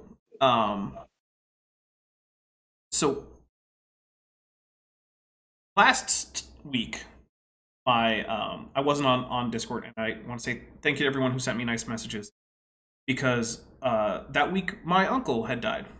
Well, believe it or not, a few days ago my grandmother died. So it's been an interesting fortnight, basically, for my family. However, I think for me, what will help me is hanging out, watching some. We're gonna watch Power Rangers. We're gonna have fun. We're gonna have a couple more drinks. That's what we're gonna do. That's how I'm going to currently deal with it. Because I already had like a whole week of basically just taking most of the time off to myself to process through And right now, I think what I need is doing something to help take my mind off of everything. So it has been a crazy time, and like I don't even know what's going on anymore. But you guys help. Having this show helps. And so yeah, I'm going to be there on Discord. And by the way, if you're a new member, please do try to connect your Discord to your YouTube from Discord. That way, if you want to, you can come hang out. Okay, here we go. You know, by the way that they say they evolved, it just doesn't work. So it really is an interesting expose on that topic. I recommend you read that one for all the lowdown on the so-called missing links. I'm going to recommend you don't I've been read able it, to find. because it's almost certainly complete nonsense. I It like might be that he only said- mostly nonsense.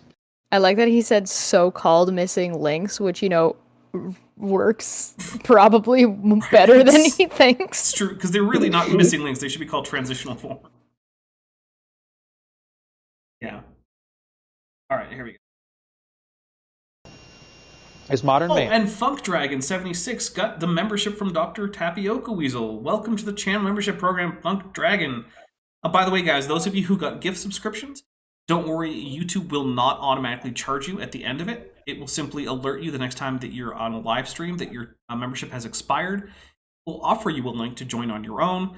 If you just click no, then that's it. They will not continue to bug you about that. So it is a relatively risk-free thing, and we're taking a drink for Mothra. It's not super, like, invasive or intrusive. It's really not. It's actually pretty seamless, which I'm happy about, because at first I was like, oh, is this going to be this whole big thing where, like, they're being jerks and whatnot? I don't know. So, yeah. All right. He's definitely got something missing between his ears. He thinks we came from an You can ape-like time out for that, ancestor. He Kent. spends all his spare time digging in He the would, dirt yeah. looking for bones. My dog does the same thing. But we don't make the taxpayers pay his salary while he does it. Be the Kent doesn't like paying taxes. I'm just taking a drink. Anybody got a cigar? Every time he complains about paying taxes, I just want to remind everyone that Kent doesn't pay taxes, so what is he even complaining about? Well, he says he pays sales taxes.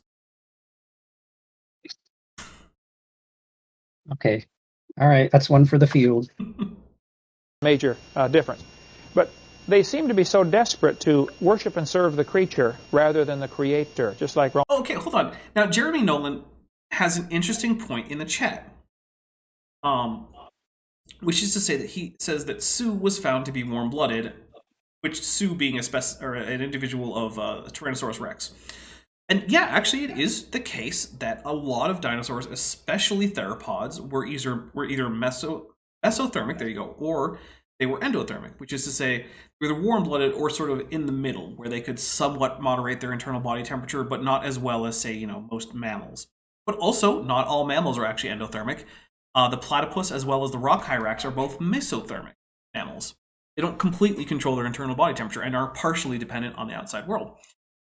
And that is actually an interesting thing that actually ties into the fact that birds, a group of warm-blooded animals, are in fact dinosaurs. This actually ties in very well with the evolutionary history of Dinosauria as a group, leading to modern birds.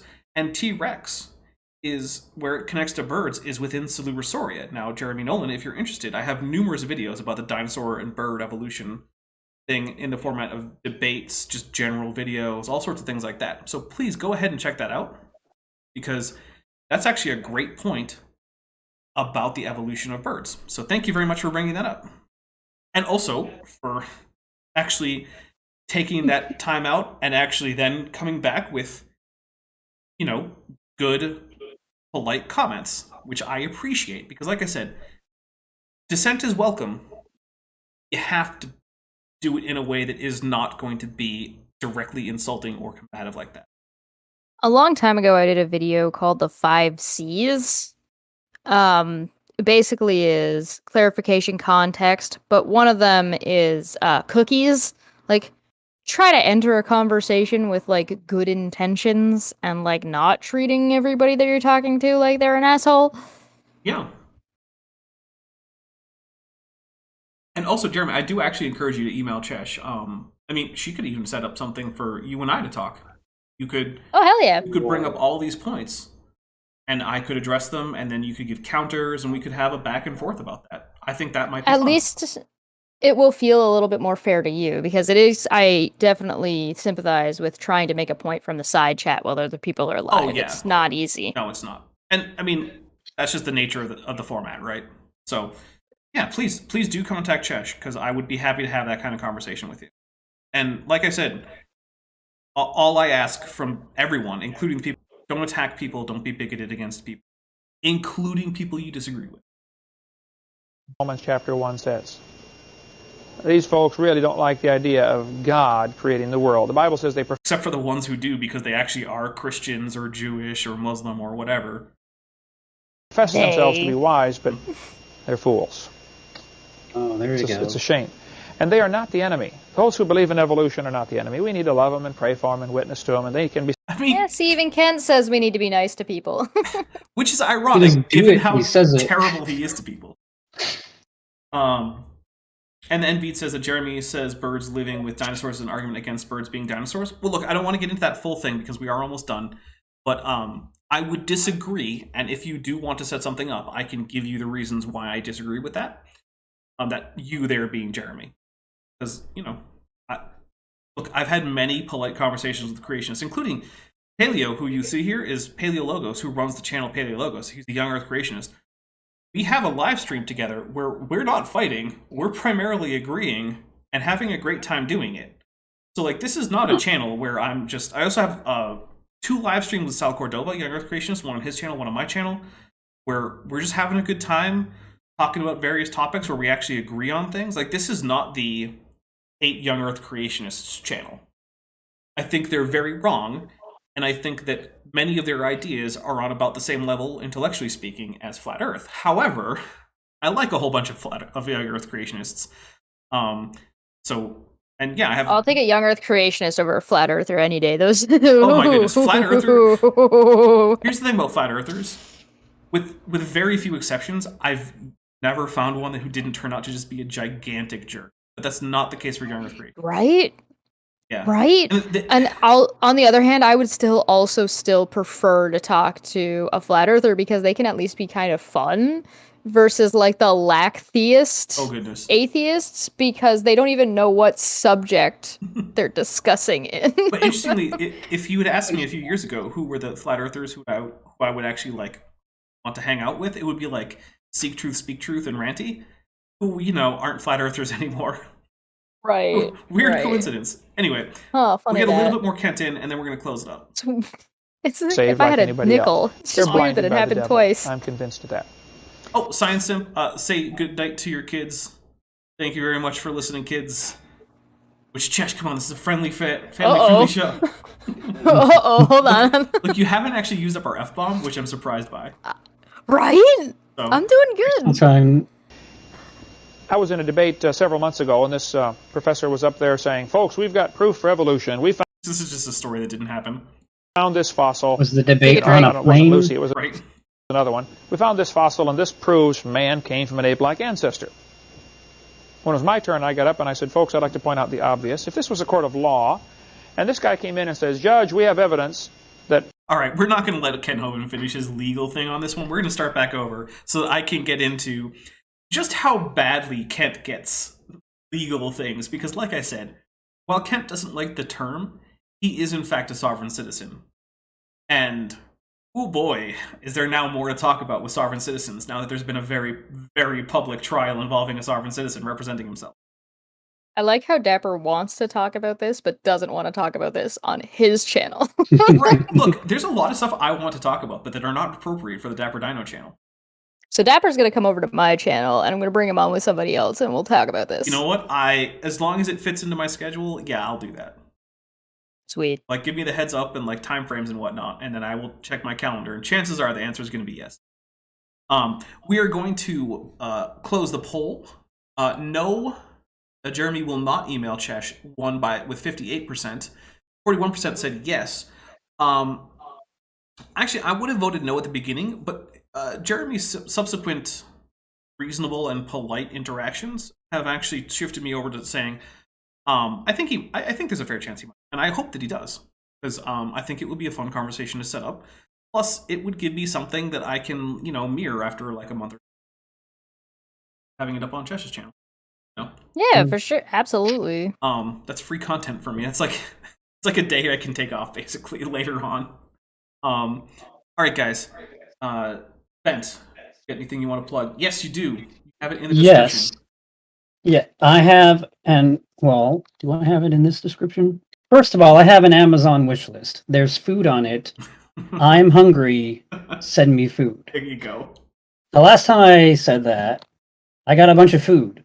You did. Thank you so much. Whoever sent all of that ramen and Rice Krispies treats and grocery store gift card and a bunch of oatmeal.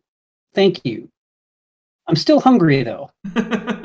So, also there's some music demos that are on a Google Drive of mine. Download them, listen to them, and enjoy it. And if you don't enjoy it, delete it. There you go. Skip the recycle bin altogether. What's the point? If you don't like it, you don't like it. But you will like it. Okay, so, Chesh, what do you have coming up? Oh, on Sunday, I'm going to be over on the Free Thought Profits channel. I will be live tomorrow, but I'm going to be talking about like gaming, Dungeons and Dragons stuff. I'm going to be talking about metagaming and how you can navigate it in your game, and whether or not it's good, bad, how you could use it, how it's a benefit sometimes depending on what you do. So that'll be mostly just kind of a free-form chat. If you're interested in Dungeons and Dragons or TTRPGs. If you're into more sciencey, dumb stuff and social sciences, Dumb Feck Friday is on Friday, and I'm going to talk about Elon Musk and Twitter and sort of what's been going on with that, and that'll be fun. It'll probably be a little bit shorter than you're used to because Manya is still not with us. She won't be joining us again until probably the new year, so it'll just be me, probably. Best wishes to Manya. And on Sunday... Well, Sunday I'm live with a Free Thought Profit, but I think the gaming stuff will be coming back soon. But otherwise, I'm live on Tuesdays. Hey. Tuesdays during the day, not Tuesday evenings, which is now. Right. We do have a couple more chats to go over. Dr. Tapioca Weasel says, I don't think the young Earth creationist flat Earth comparison is fair. I think there are a couple orders of magnitude of difference in their reasonableness. I actually disagree. But like, I mean, I don't know if it's something I would like take the time to debate. For me, I think it probably depends on the individual, right? Like Kent Proven is kind of like an extreme example of a young Earth creationist, probably not the majority. But that's also true for flat earthers. Like there are flat earthers who are less crazy than others. Sure. Like there's flat earth Aussie Jesus who thinks that the sun is a portal to the realm of radiance, and that the moon was dug out of the Grand Canyon by giants, and that dinosaurs were bioengineered super weapons of the ancients. Yeah, but didn't we all kind of get on board with that? Dude's got like a couple issues, too. But like, are you saying no young Earth creationists do either? Because I mean, we also have Jason. No, Ezra. I'm saying that you shouldn't. I'm saying that they shouldn't be used as the benchmark. Okay, maybe. Also, we have Carrie Bronson, who's been a member for 19 months. Thank you very much, Carrie Bronson, who says, how much would the GoFundMe to bribe you into taking Ken's legal advice need to be? Just wondering. I mean, honestly, you probably have to be in the millions. Because, I mean, I would be on the hook for, like, such a bad time taking Kent Hovind's advice. And, like, it would have to be very carefully defined parameters as, like, which kinds of cases I wouldn't be taking his, like, advice and, like, it's a number that's unlikely to be reached. Lay out a spectrum. Right, like there would have to be a whole lot that goes into this, and still the amount would be vastly more than I think I could ever make on. Like if he tells you don't trust the police, you're like, yeah, okay, thanks. Well, yeah, I mean, does that count? Look, I'm an American. I know not to trust the police. Don't try if you work at a workplace. HR isn't there to look out for you. No, they are not. They are there to look out for the employer. Now, free advice. Sometimes those two things can correspond because of, liability issues in your favor. But when they don't, HR isn't there to help you. But with that, guys, thank you very much for coming. Coming up on this channel, we got a few things. This week, Thursday, 2 days from now, is going to be the final Rebunking Natural Selection with Randy Galuza. from ICR. He's the CEO of ICR. And on Saturday, like I said before, we're going to hopefully be having these two, as well as Vishanti, back to go talk about Young Earth Creationist tracts, starting with Dwayne Gish's tract. So this is probably going to be the most funny, but we're still going to try to go over a few other things. There's a website from the video I'm working on now that I want to check out, because basically it's just like, hey, giraffes couldn't evolve. Like, oh, really? Tell me more, please. And then the answer Giraffes is no. are impossible. Can't confirmed. So guys, thank you very much, and we're going to get out of here. By the way, this is still the October credits, for those of you who are interested in who credits. That is primarily because the billing for this month has not completed, and so I can't update credits until after billing is completed, because some people may not pay up, basically, in which case they don't make it to the credits. So enjoy the October credit. Thanks for watching, but before you go, I just want to say a special thank you to my channel members and my patrons, especially those pledging $20 or above. Bob Knob, Work in Progress, Benthoven, Cynically Skeptic, Denny5252, Ian Chen, Landon Knoll, Mabbity Babbity, McSpooks, Sphincter of Doom, The Venerable Bede, and Patrick Dennis. As you probably know, YouTube is a very volatile platform, and from month to month my income on the channel can swing wildly. But the people you see on screen are directly supporting, so that I don't have to worry too much about that, and the channel can keep going as it is, and perhaps even improving. If you'd like to join this team, there are links below to join the channel or in the description to join the Patreon. The Patreon starts as low as $1 a month, and the channel memberships start as low as $1.99 a month. On Patreon, you can even get a discount for pledging annually. If you do decide to pledge, you'll get access to an exclusive Discord server just for channel supporters, as well as early access to all of my pre-recorded videos, often up to 2 months in advance. Higher tiers will unlock even better perks. Now, if an annual or monthly pledge isn't right for you, but you still want to support the channel, there is a merch store down in the description, as well as an Amazon wishlist, just for me. And if financial support isn't something you can or want to do, then if you still want to help out the channel, please just like and share these videos and make sure you comment on them. It really helps the channel out.